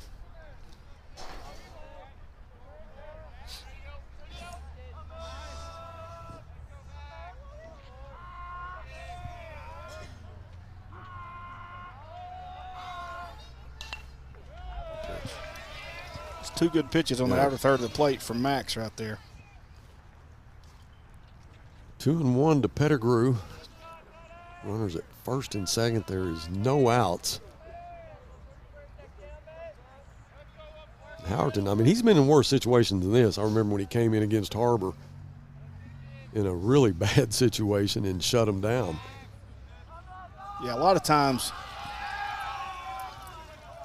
guys with Max's identity on the mound, he's going to go in there and throw strikes, not overpower people right now. A lot of times these guys in these situations are good guys to have in these situations because they're not worried about contact. They're not trying to strike people out because they know that's not their thing. So he's just going to come in here and pound the zone and make Pettigrew hit it. 2-2. Now what we've seen Pettigrew do a couple times today is you throw the ball in the inner third of the plate, he's hit 2 or 3 hard foul balls down the left field line. And the good thing about it, those are strikes, right? They're just long strikes. But obviously you don't want to leave the ball in there too often with him. You want to work the ball away, which looks like that's what Alex is setting up to do right here.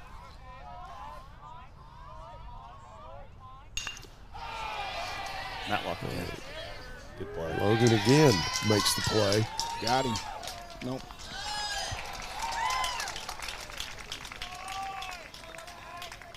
Well, seeing Adams to Good third. job by Max right there. Yes, absolutely.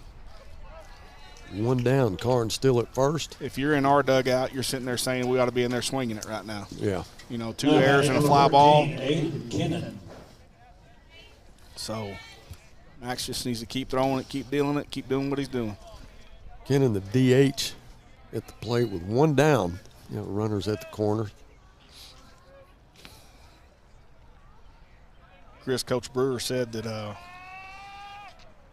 Aiden's going to Arkansas Tech. He is. Pitch out.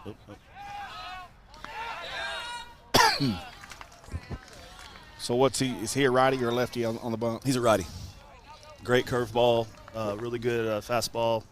He's been locating really well this year. What does he throw velo-wise? Where is he at? I think he's 82, 85. I could be wrong.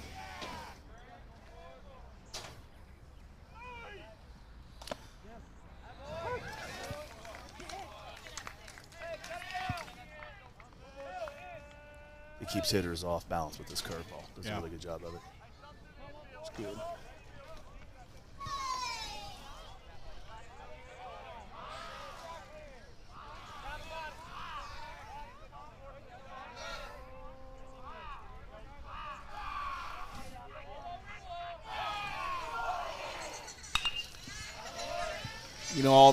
I think Buzz will agree with this too, but all the experts say that Arkansas Tech is the Harvard of the South. You got to be special to get through that place. Yeah. You did it right. Barely. Barely? I did it barely too. It's a miracle. Just goes to show you if I did it, anybody can do it. There you go. I got recruited by Don Dempsey, who, when I got there, he ended up retiring. I didn't go when he recruited me. I laid out a year. Then I went the next year, and he had retired from coaching. And we had a brand new coach who was doing the very best he could. Boy, there you go. There. Got out of it. Yeah. Oh, great job by Mason Kincannon. Hard hit to second base. Heads up to get the force. And in the top of the 5th inning, and Max is saying thank you, thank you, thank you. That's right. Kind of funny how baseball works. Yeah. You got 2 routine ground balls early in the inning. Yeah. And we kicked it around, and then then Greenwood hits a laser right at somebody, and we get a double play. It evens out. It evens out. Still tied. After the top of the 5th, we'll take a quick break. Come back with the Grizzly batters right after this. For the consumer, I think it's maybe one of the best times in history, at least in my experience, it's the best time that I've seen. The pre-owned business is definitely changing. Probably the best time as far as ease that we've seen in the car business.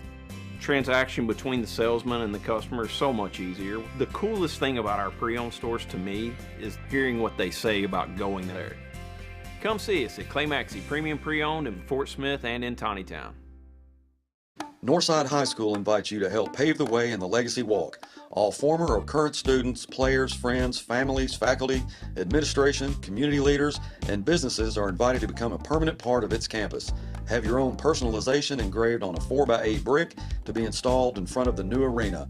Honor a loved one, a teacher, a coach, your graduating class, or even advertise an organization or business.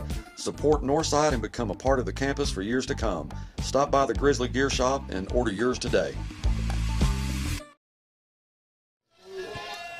All right, welcome back to just what you thought this would be. Ooh. This is Jaden Weiler. I thought he got hit. I did too. Definitely inside. It went off. I thought it went off his knee, but obviously it didn't. 4-4 is the score after a great ending at the top of the 5th. As Mason Kincannon a double play, get us out of it. Hunter Houston on the mound.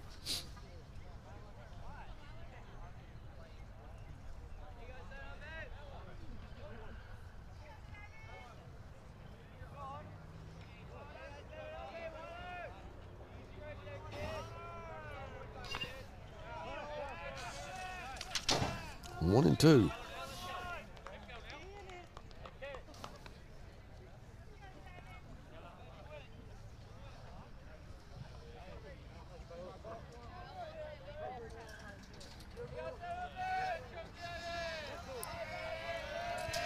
The ball will not carry right now. That little breeze blowing in. It's cooling off a little bit.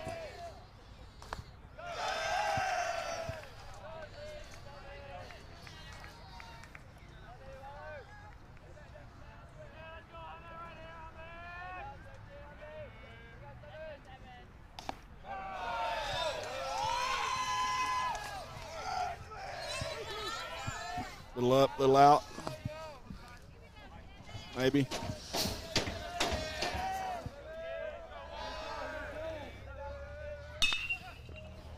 A hard hit down the left field line, foul.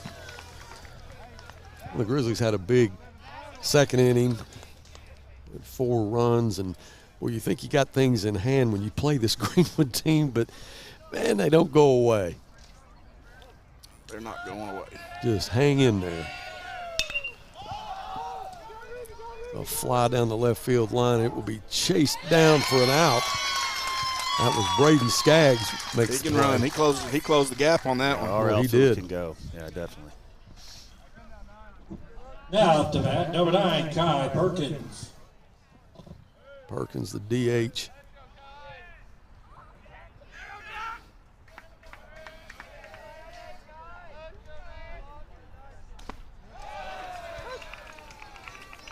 Hunter with a strike from the first pitch. I guess Kai, but does he crowd the plate on every at-bat? Yeah, I remember he did that last year too. Yeah. You know, the thing about it gives him just increases his chances of getting on base, because if he can crowd the plate and somebody's afraid contact. if he gets hit by a pitch, or it allows him to cover the plate and also puts him at risk a little bit to maybe get hit by a pitch if somebody's trying to throw him inside. But he's another step closer, though. Just another step closer. Yeah. The more he can get on base, the more pressure it's going to put on people, and that's the whole thing with him. So.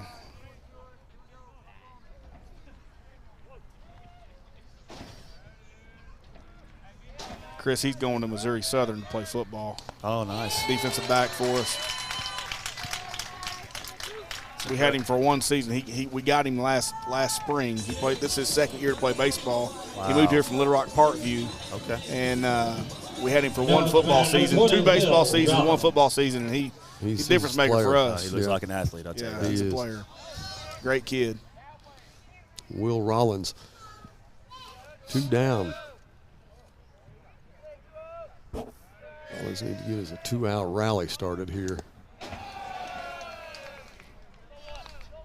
This is Miss Sherry's grandson. You know that. I didn't know that. Yeah. Will Rollins.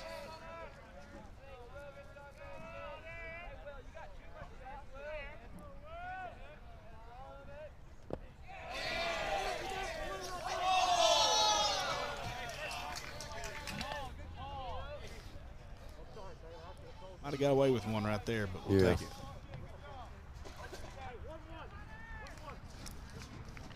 That is 1-1.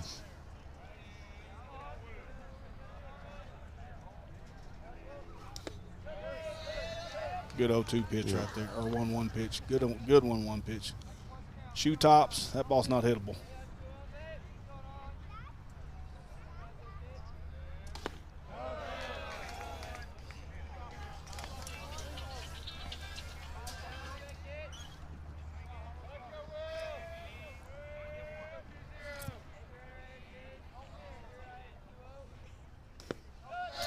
Put him on base. Eli Calderera. Opportunity here with McLean Moody on deck now. Got the right guys coming up for the situation, so you got to take advantage of it.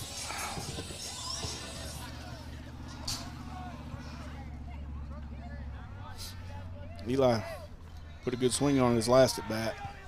He's put 2 good swings on today. He's flown out to left and flown out to center.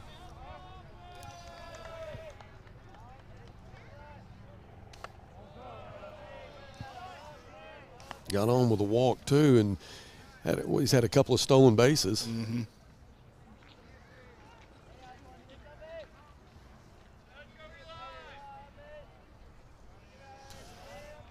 See Jamani Benton walking in. Jamani, who was an offensive coordinator yesterday in the Powder Puff game, got beat. The coordinator, do they have to take responsibility for that? Yeah, they do. Okay. It just goes as part of the game. A few minutes ago, Alex Bunch just walked by. She's a great player. I mean, I'll say a 2-sport athlete. She's a Powder Puff player and a basketball player.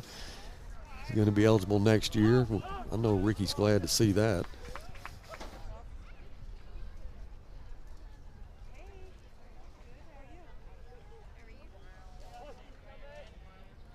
I knew Alex was fast, but I didn't know she was as fast as the speed she showed yesterday. And I told her, I said before the game, I said, now don't get hurt. Whatever you do, don't get hurt. Because she's been fighting a knee injury during basketball season. Right. And wore a brace, but was able to compete. And, boy, she took a couple of hard licks yesterday, and a nice pitch from Hunter. Makes it 3-2.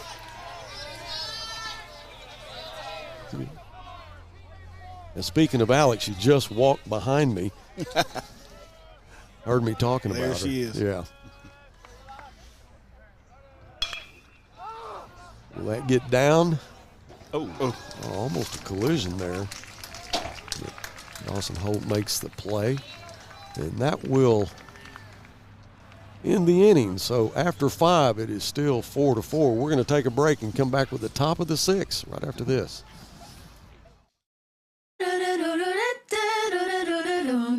And I'm on the road.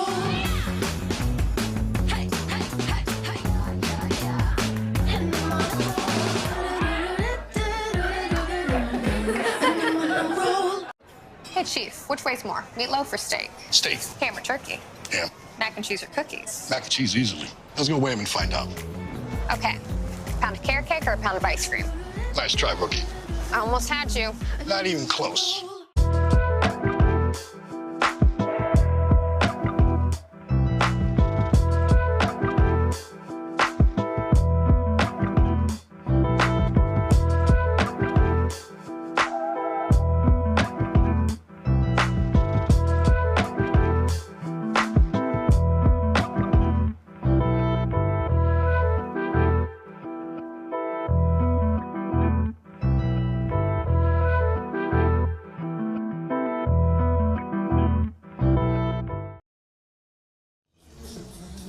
You going?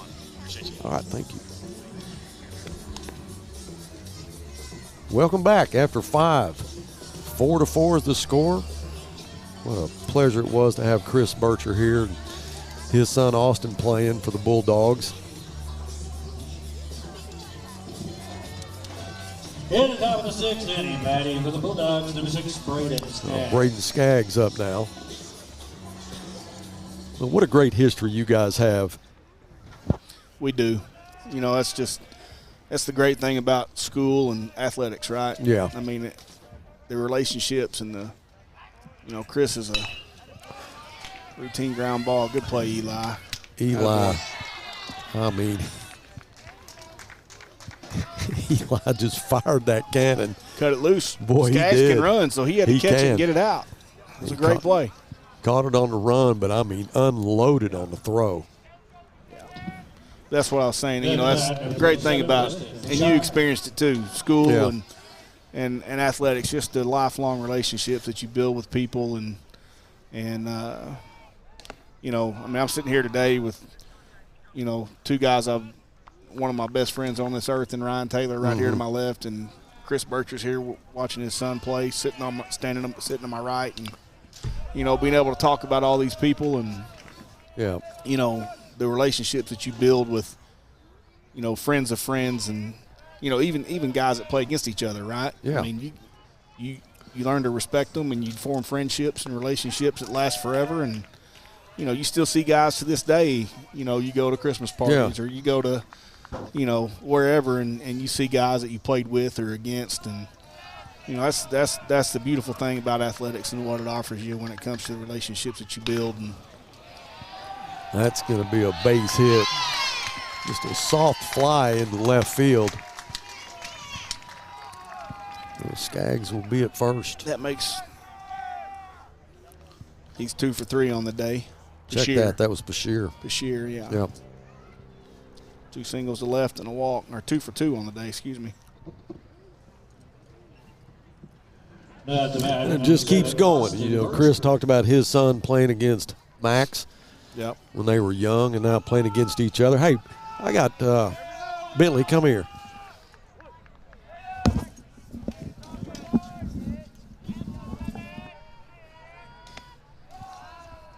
Sit down right there, buddy. All right, I got Bentley Bean here. He's got a headset on. Bentley, what's been shaking, man? What do you mean? Everything been good in your life? Yeah. All right, what do you think about these Grizzlies being tied here? We need to beat these old Bulldogs, don't we? Mm-hmm. Right in front of us. Right in front of us. Alex Martinez, the catcher, makes a play on a foul ball. 2 down now. Bentley, did you kill any ducks this year? Yeah. Did you? You did? Wow. Where's your mom? Out there in the bathroom. Oh, she is? I probably shouldn't have asked that question, huh? Kristen's Bentley's mom. Bentley's one of our best fans, the Grizzly Sports Network. Saw him yesterday at the Powder Puff game and got interviewed by D-Bug. Oh, D-Bug's been pretty good, hasn't he? Mm-hmm. Hate to see him grow. He's a senior. I asked D-Bug, I said, what is your role here today in the Powder Puff game? He said, I'm the CEO. So he wasn't a coach. He wasn't a cheerleader. he was the CEO. What a CEO he is. But he did a great job on the field with the headset on, or the wireless mic. Just running the show. High fly in the right field. Matlock camps underneath it, and that will end the top of the fifth.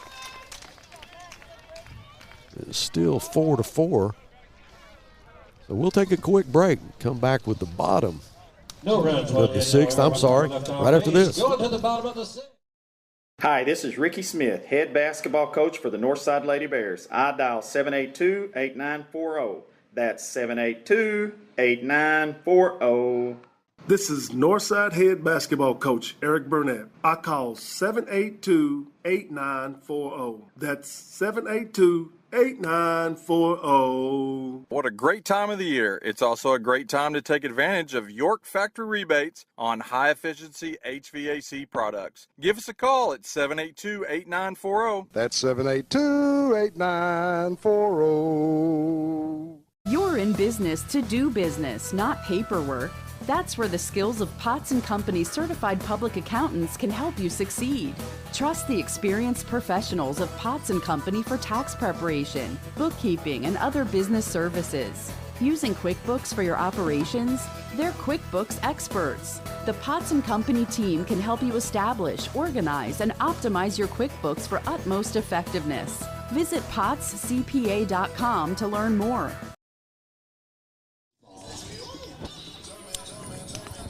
All right, welcome back to Hunts Park here at Grizzly Field. We got some stars here on the broadcast with the Grizzly legend Chad Frazier and Bentley Bean now talking about trying to make a decision where he's going to go to junior high. We're going to push him over to Darby. He's going to be a Ranger. Billy, what's your favorite sport? Football. Football? You like to hit people, don't you? Mm-hmm. That's what I'm talking about.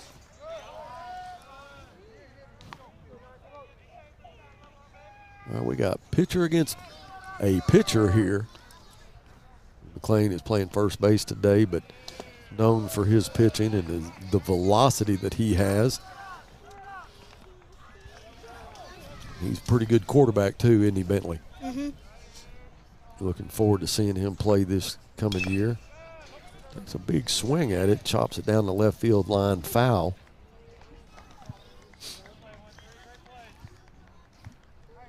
Ball game tied 4-4 in the bottom of the sixth. We got to get something going.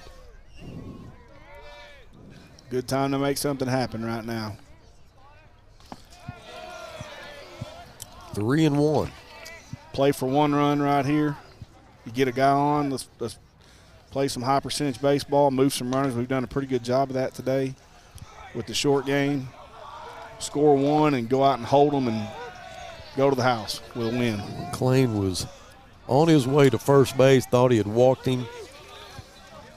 Referee call, or the ump called strike. The count is full now. Fouled it off. That was a good take on McLean, the pitch before that, though, on 3-1, because it was a pitcher's pitch. It was a little bit off the plate, borderline ball strike, and he took it. High and inside. McLean Moody at first now. I'm going to say there's a pretty good chance you can expect the ball to be down on the ground somewhere right here. Yeah, Alex Moody. Excuse me, Alex Martinez. McLean Moody at first, and McLean, who already has, I think he has 2 stolen bases. He does, and the thing about it, it may be a good time to try to force that issue a little bit, because you got another shot at him in the bottom of the 7th if you don't score this inning, and maybe not wasting out right here and try to run McLean and get him to second and then lay it down, because you've been able to steal some bags today. I don't know how many stolen bases we've got, but we've got a few, and a great opportunity to try to force the issue a little bit and be aggressive and run him and see if you can get a runner at second with nobody out. Martinez showed bunt. But if you're Hunter Houston, you want to keep a close eye on McLean, who has 2 stolen bases already. No doubt. Won't get too big a lead. He'll do a good job of mixing up his looks and getting the ball to the plate right here. There he goes. An outside pitch slides. underneath the tag, and he's safe. There you go. That's what you want right now. Now, all right, so what do you do now? So what does Martinez do here? Now you play the short game right here, I think. I mean, unless you just feel good about him cutting him loose and letting him swing it, play the percentages, play the short game, because you kind of got him in the crosshairs right here a little bit defensively with the infield, because like they did just a little while ago in the last inning, they got to make a decision at third base right here if they want to bring him, or if they want to wheel the shortstop and bring the third baseman, or if they want him to read it and put the pressure on, in the front of the infield right here closer to the plate. So you got some options right here. And Greenwood's got to do a good job of being fundamentally sound and executing in their bunt coverage right here, which early in the ball game we were able to get to them a little bit. So make them do it again. All right, 1-2 is the count to Martinez. Moody at second, and he's going to go to third. He'll slide in safe. Man, I tell you what, when you talk about McLean Moody, you talk about his pitching. That's what comes to mind. But he has done a great job base running today. He has. He really has. And it's kind of for this situation, it's kind of the perfect storm for us as far as being able to steal some bases, because Hunter Houston is just, he's not slide stepping, and then you get a cheap one right there. You get a cheap run. He's going to. Hunter, he's not slide stepping. He's a little bit slower to the plate. Yeah. Which is that's his style. That's the way he throws. That's why he's got to do a good job with runners on base of mixing up his looks and keeping them close. But with McLean on the bases, man, I mean, you've got to really do a good job, because he can run. It puts a lot of pressure on your pitcher and catcher. Well, McLean was had a full count, took a ball, got to first base, and then stole second and third. Got a wild pitch and scored standing up. So the Bears up 5-4 now as Martinez gets a walk. The back for your Northside Grizzlies, number 18, Andrew Taylor. So Andrew Taylor now comes up with no outs. Jaden Duggar will pinch run for Martinez. And Jaden, who's got some speed, can hurt you on the bases too. Bentley, how many ducks do you think you killed this year? 1. You just killed one? Would you kill it with I went on 2 duck hunts. You only went on 2? How about deer hunting? Did you do any of that? Got 3. Killed 3? This guy. What are you killing them with? You throwing rocks at them, or are you shooting guns? 243. What? You sound like a hunter. He's a deer slayer. Man. You ever been quail hunting? No. Well, if you ever go quail hunting, you'll fall in love with it. You like dogs? Mm-hmm. That's my favorite part of quail hunting, watching those dogs work.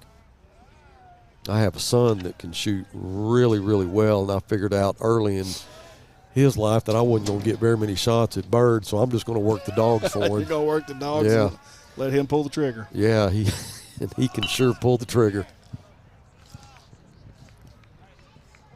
So you get right back in the situation you were in a minute ago right here, Buzz. We got a runner on first with nobody out. Jaden Duggar's the runner who can really run. You got a chance to put some pressure on them defensively again. You're trying to play for one. Just, make them execute defensively. Make them throw it and catch it. Make them be in the right place. And hopefully if you get the ball down, you'll be able to do that. You're moving a runner and forcing the issue a little bit. Jaden Duggar, who's going to play college ball as a pitcher, can also hurt you on the bases. Now, you watch Jaden Duggar run. He looks like a deer. There he goes. He'll slide underneath it. Jaden safe at second. You take hits right here. You'll take a base hit all day from Andrew Taylor.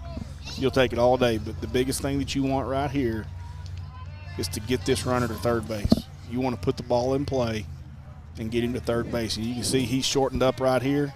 You can shorten his swing up, get off the knob of the bat, and try to hit something hard somewhere. Yeah, Houston under a little bit of pressure here with Duggar at second. Takes great a job. swing. That's going to be That's a great job. We'll have to chase him, but that'll send Duggar to third. That's exactly what you need to do is hit it into right field. Like you said, Perfect. Shorten it up. Mm-hmm. Nice job by Andrew Taylor. So you only have one down with Jaden Duggar at third. That was a great at bat right there by Andrew Taylor. This will be Clayton Wright. Clayton, his first appearance today. Batting for the Grizzlies, number 8, Clayton Wright. So the infield is in. He hit that ball hard, didn't he, Bentley? Bentley, what's your favorite position in football? QB. QB. He knows where it's at, Buzz. Oh, he does. That's the guy standing next to you is one of the best that played at Northside. Way down at the bottom of that list. Shoot, no, man. He was a stud.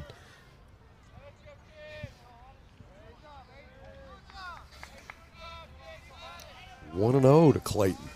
And then now you're right back into situational hitting right here. The infield's drawn in. Yep. So what you want to do right here is you want to try to hit something, hit a hard ground ball, line drive. You want to drive the ball in the gap if you can, but very minimum you want contact, force the issue, and make them make a play right here and get a good read with your runner at third.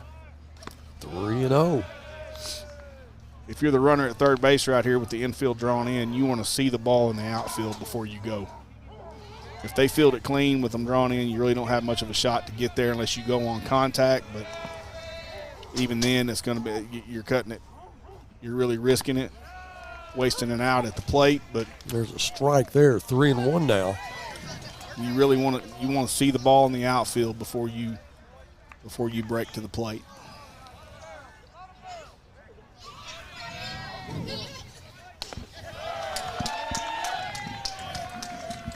So Clayton takes a ball. He'll go to first. Runners at the corner now with just one down. Mason Kincannon, who's done a great job at second base today. Boy, got us out of an inning when we were in trouble. And a nice double play. He'll run over and talk to Coach Hankins. Looks like Hunter Houston will go to the dugout. And we talked about Hunter being not just a good athlete, but a tough athlete. So we'll have a new pitcher for the Greenwood Bulldogs with one down. The bottom of the 6th inning. And it's a pitching change for the Bulldogs.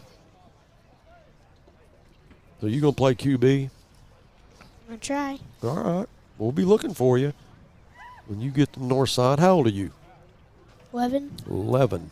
All right. Well, about 5 more years. 11 going on 17. Yes, sir.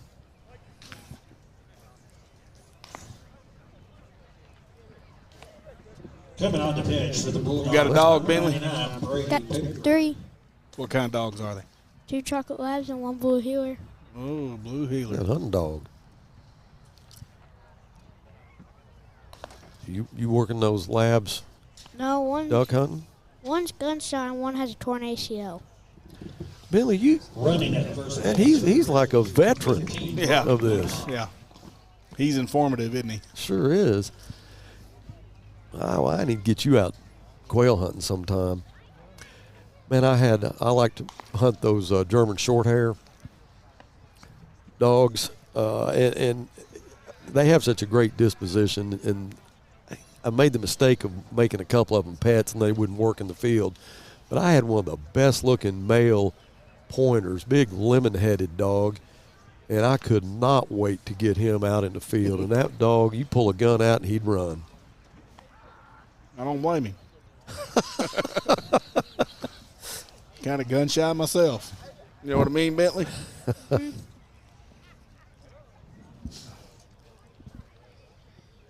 It's going to be Brady Pettigrew. Brady's a good-sized young man. Sure, he can turn up the heat a little bit. Mason Kincannon will face him. Batting for the Grizzlies, Mason with just one down. Kincannon. Jaden Duggar, third.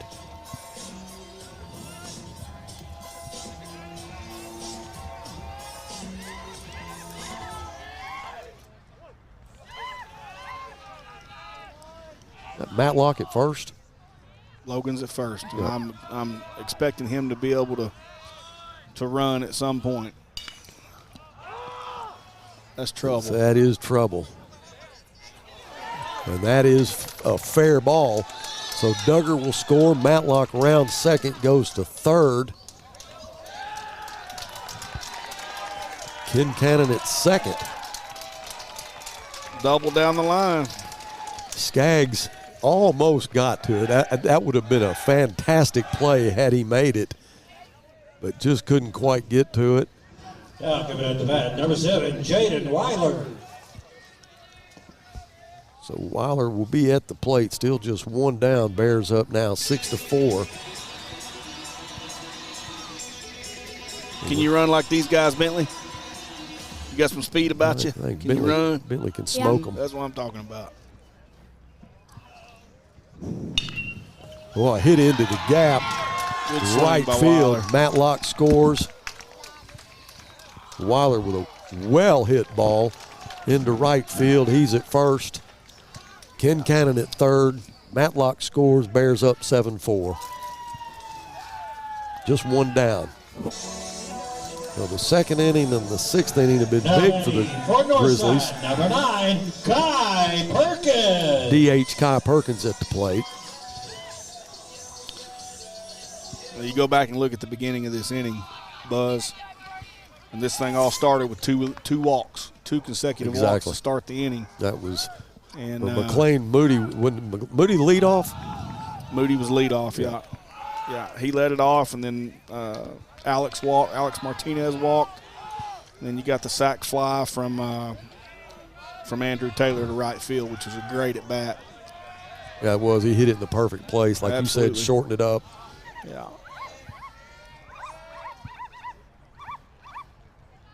And this whole game, I mean, for us at least, for Northside at least, this whole game has been it's been a base running short game. Yeah. A lot of pressure on Greenwood defensively. You know, base running and base running's been the difference in this ball game without question. And being able to put the ball down on the ground and with the short game, bunting the baseball and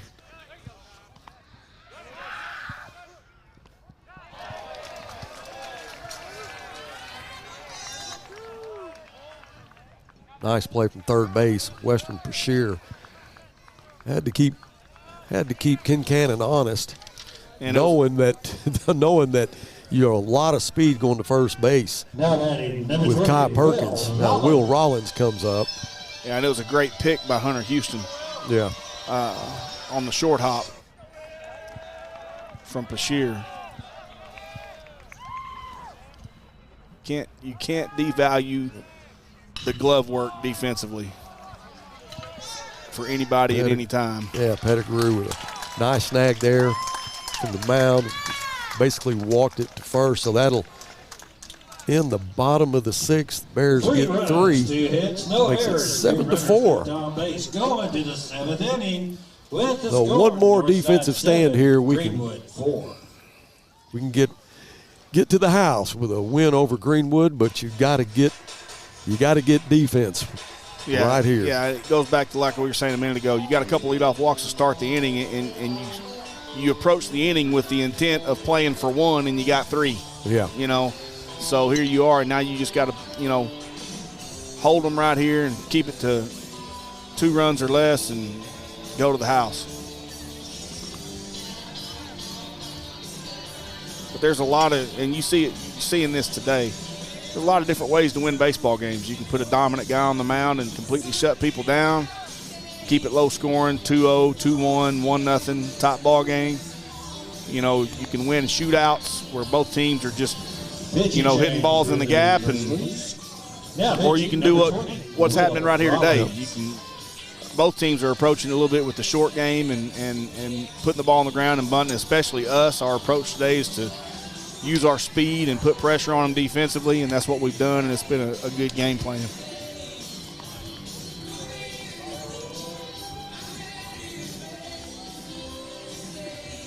Well, Will Rollins is going to be our pitcher here in the top of the 7th.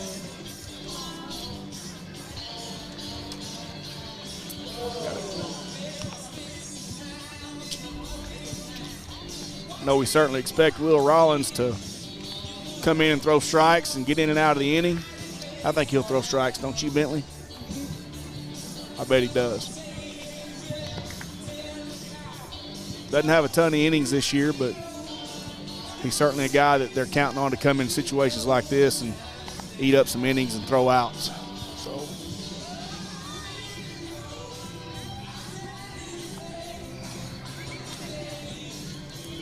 for Greenwood, they're back to the top of the order. Dawson Holt, Harrison Adams, and Grant Cards. So not out of the woods yet. I think defensively you want to think about setting up with no doubles. Foul ball to right by Dawson Holt.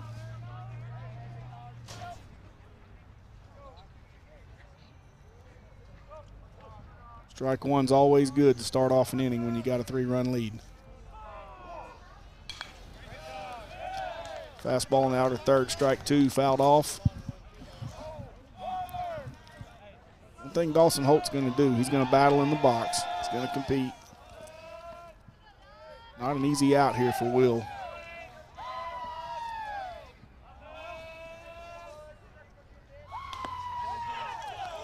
Good pitch by Will Rollins on the outer third of the plate. Great pitcher's pitch. It was definitely a ball. Great spot, great location.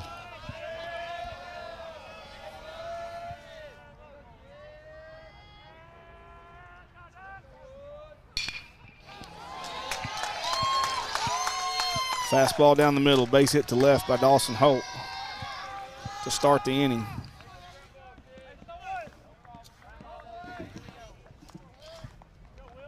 Now batting, number 4, Harrison Adams. Harrison Adams up now. He's 1 for 3 on the day. Like we said earlier, Harrison's going to Seminole State College to play baseball with a Seminole's got a great program, historically great tradition.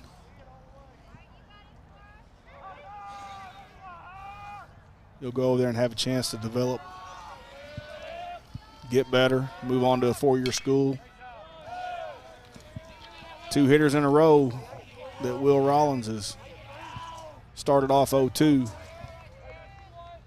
Just got to do a good job of not throwing the ball down the middle of the plate with 2 strikes.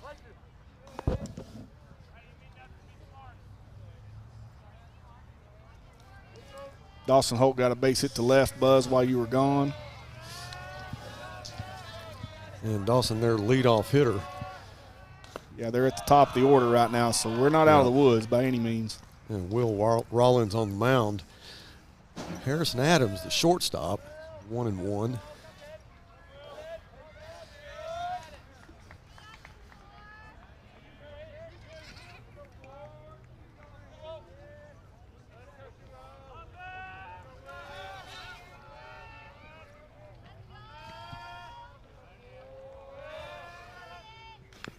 Good pitch. That is a good pitch. 1-2. I think I'd come right back to that if I was Will Rollins. Our AD, Michael Beaumont, has walked in. The dapper Michael Beaumont. Boss is here. The boss is here. We got to get on our best behavior now. Well, he just missed a little bit outside there, Coach. Yeah, a little up, little out. Yep. I think if he'll come back and throw that curveball that he threw the pitch before that, he's got a great shot at getting an out right here. 2-2 to Harrison Adams. Right Double back play up ball. the middle. Oh, no.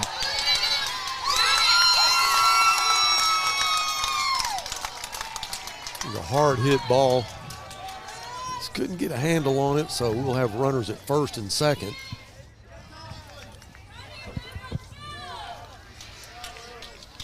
Grant Carnes will be the batter, right fielder. Now at the bat, number 3, Grant Carnes.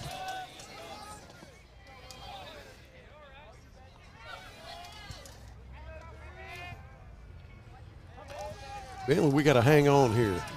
We need to get an out. Got to hang on, buddy. You got any advice for him, Bentley? Just win, baby. Yeah. Just win, baby. That's it.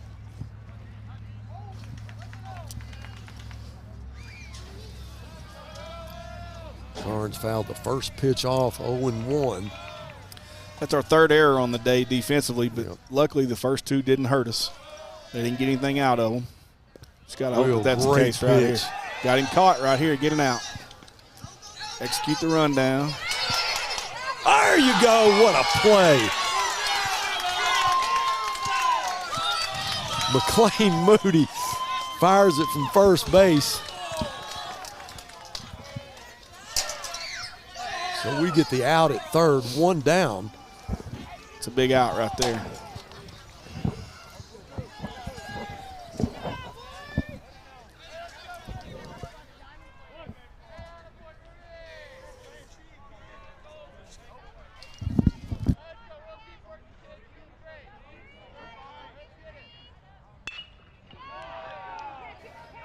A shot to center field. That's Andrew Taylor that squeezes it.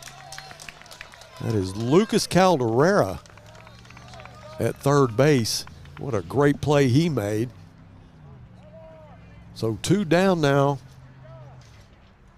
with a runner at second. And the fourth place hitter, Brady Pettigrew, at the plate.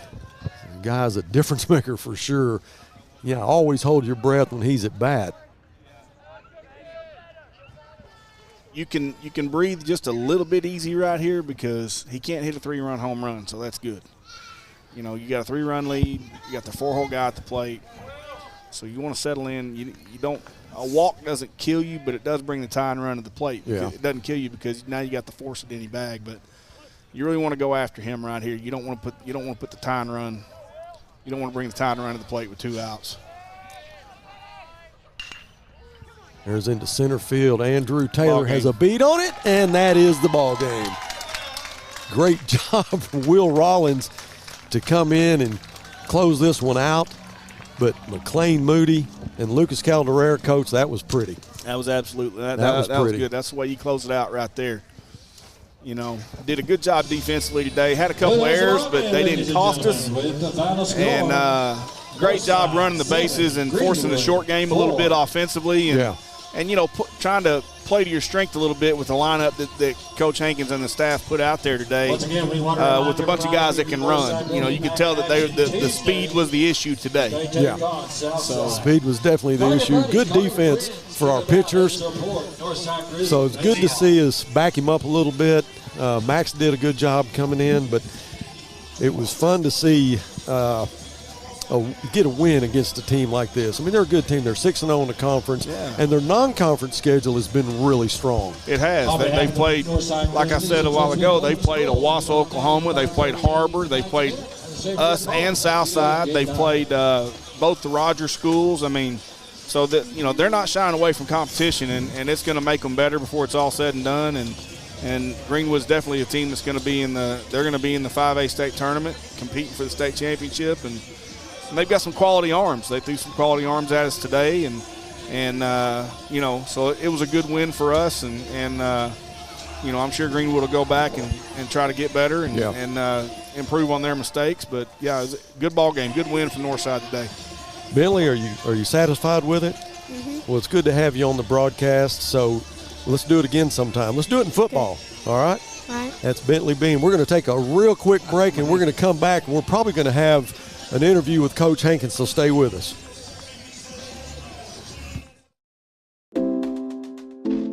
Sawyer's is about more than sunrooms, patios, and home improvement. For over 30 years, we've been about people, about our community, about you. We make quality products affordable so you can focus on making memories with those who matter most. We bring our passion for great craftsmanship and take pride in the work we do, so you can count on it lasting a lifetime. Give us a call today and see the difference we can make for you. Sabor Azteca is bringing authentic Mexican flavor to Fort Smith. Experience the taste of delicious homemade dishes made from scratch just for you. Enjoy your favorites with our delicious fajitas, tacos, and more, cooked by friendly people who make it authentic. Visit Sabor Azteca Mexican restaurant and taste it for yourself.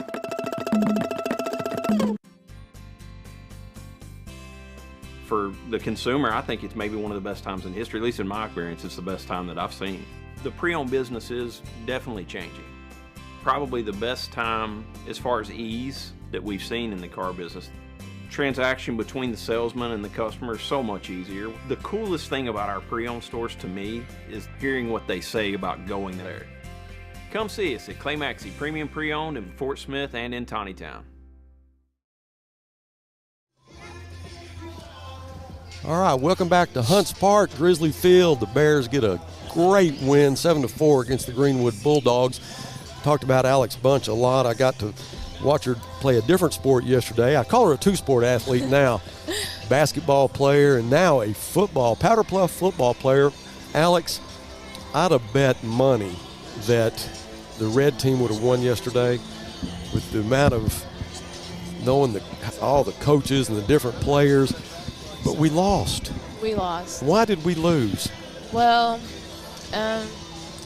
honestly, us girls were arguing on the, Is that what was going on? Yeah, it was just very frustrating because we just don't like losing, especially me. And you are a competitor. Yeah, and I was just trying to tell the coaches, like, every time we threw the ball, it got intercepted. And I was like, we need to either run or we need to figure out a different play. Right. And we just came out with the L.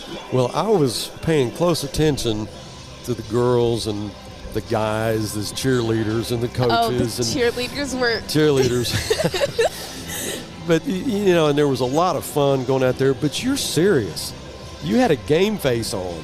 I take everything serious. Right. And I don't know, I've been very competitive, especially I've always lived with boys, my dad and my brothers, and so everything is just always competitive for us. Well, it sure showed yesterday, but am I right in saying you got an unnecessary roughness penalty? Huh? Did you get an unnecessary roughness penalty? Yes. I thought you did. Coach, she ran over somebody. She blindsided somebody with a cheap shot? Yeah, this is flag football. And she hammered somebody. Was it a cheap shot? Well, she had her arms around me, and so she ain't gonna say it. I just kind of just hit her, just a little bit. And Alex has been fighting a leg injury during basketball. She played with a brace, and that was my big worry yesterday. Is that field, and the girls were slipping, on that turf. If you don't have the right shoes, you can get an injury pretty quick. And every time she went down, I'm like, oh man, I hope she's all good. But you're all good. I'm good. Right? Yep. Okay. You looking forward to basketball now? Oh yeah, we've already got our schedule out. Right. We got a bunch of camps coming up, and we've already started practicing and stuff. So it's been pretty good.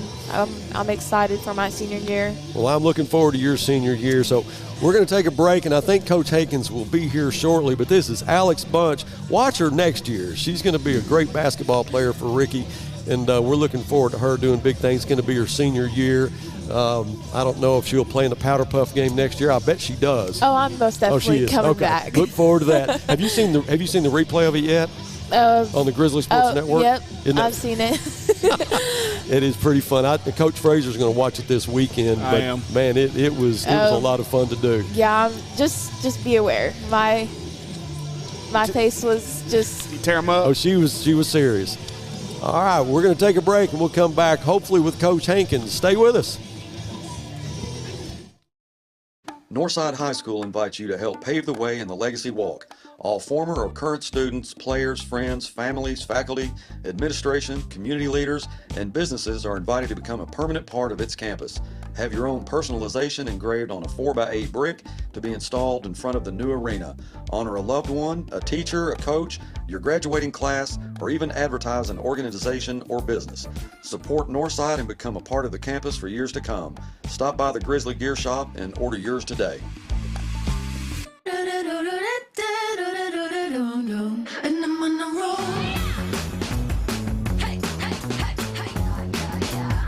And I'm on a roll. Hey, Chief, which weighs more, meatloaf or steak? Steak. Ham or turkey? Yeah. Mac and cheese or cookies? Mac and cheese easily. Let's go weigh him and find out. Okay. Pound of carrot cake or a pound of ice cream? Nice try, rookie. I almost had you. Not even close. All right, welcome back. Bears win it 7-4.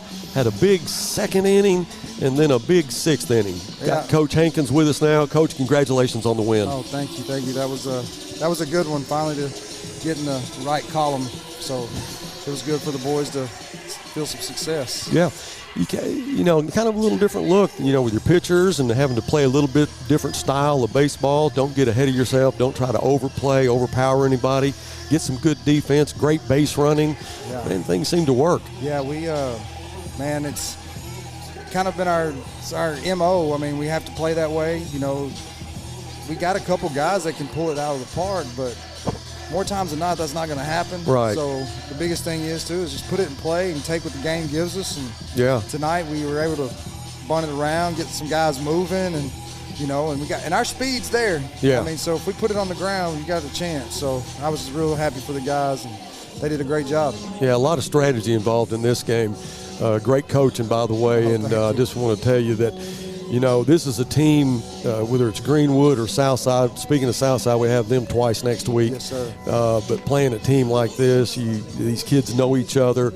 There's a lot of history between the two teams. You want to get the win, regardless of it not being a conference game, but you need it as a conference or a confidence builder going in to Southside next week. Yeah, no doubt. We, you know, before the game, I told the guys, I said, hey, if you want to be called the best team in the city this year for 365 days, today's step one. Yeah, that's exactly right. You got to take this one.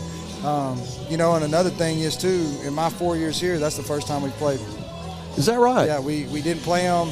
Obviously, COVID year, and then the next year, the Coach Mikado that was there, we couldn't find a date, and then last year it was kind of the same deal, and then finally this year, me and Brandon got together and was like, man, I haven't played y'all yet, you know, in 3 years. Let's get it down. And, man, he's got a good club. You know, I think now they're coming into this game, they were 10-4. They're 6-0 in conference, and they're not close games. I mean, they're winning 15-2. 15-2. Yeah. I mean, they're run rolling teams. I mean, they're going to be just fine.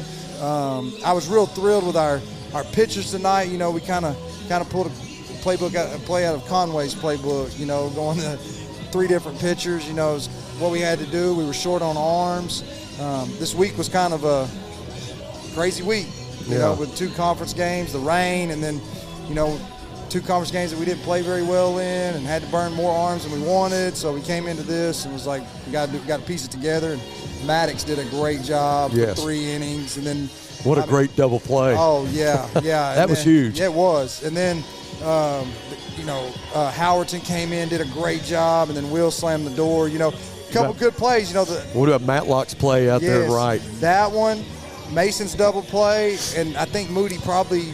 That the sound barrier throwing that across. Did. I mean, he gunned it. Yeah, we lost sight of it. Yeah, and then you had Lucas Calderera at third. Yes, that was coming sweet. in off the bench, making a play. I mean, the guys were locked in from the get-go, and I think it's a lot of it because, like you said, they know these guys. And there's a little pride involved, and so hopefully it carries over to Tuesday. So well, it's so much fun having a coach with a headset on and have him talk about what you're doing and why you're doing it and how it all makes sense, and the viewers get to hear all that. Yeah, that's awesome. It's been a blast, and we really appreciate what you do as a coach. And, beating a team like this, regardless of, like I said, being conference or not. One of the things we talked about during the ball game, especially late in the ball game, you know, we put the pressure on them on the bases early in the ball game, got the 4-run lead, and you get, you know, McLean leads the inning off with a walk, and, you know, you're sitting there in a situation, do you play the percentages and lay it down, or do you play more aggressive and let him try to take the game away from him and steal, you know, and that's what you did, and you know, it just goes to show you there's a lot more than there's a lot of ways to win a baseball game. 100%. You know, we won the game today with short game and base running. Yeah, no doubt. And you know, the crazy thing about it, the first inning we scored 4 runs, and we never hit a ball out of the infield. Nope. It was all putting the pressure on them defensively, making them react, making them be in the right place at the right time, and all these things. So, you know, we're very capable baseball team from what I've seen so far this year of winning ball games traditionally, going out and swinging, playing good defense and pitching and all that stuff. The last few days it's been a little bit rougher. We've seen some good arms. We haven't swung it quite as good as what you would like us to swing it. So today you shake the lineup up a little bit. You built the lineup a little bit differently with our speed to go out and put pressure on these guys, and that's what we needed to do. You know, you needed to find another way to win a baseball game, and that's what they did today. So that was a big win, and to know that we can actually go out and win a baseball game in a non-traditional way. You know, so that's good. That's a lot of momentum moving forward. So that's good. Coach, what do you do between now and Tuesday? Well, you know, we got Good Friday tomorrow. I don't think that's Easter weekend. Yeah, that's right. Exactly Good right. Friday tomorrow. You know, it's kind of one of those things where you can't get on the field. Yeah. Because it's Good Friday, you got people leaving town, and just one of the district policies, which, you know, it is what it is. Everybody else is on the same boat. You know? Saturday and Sunday's going to be tough. It's Easter, you know. But, you know, me and Hart got together and was like, hey, we got people coming in and out of town. Let's bump it from Monday to Tuesday and Wednesday. And then we'll just come back to school Monday and get a good day of practice and ready to roll. Well, Coach, we're looking forward to next week. That'll wrap it up for today. Yeah. Great win. Thank you. Looking forward to next week. So for Coach Hankins, Coach Frazier, I'm Buzz Sawyer saying have a great Easter weekend. We'll see you on Tuesday. Go Bears.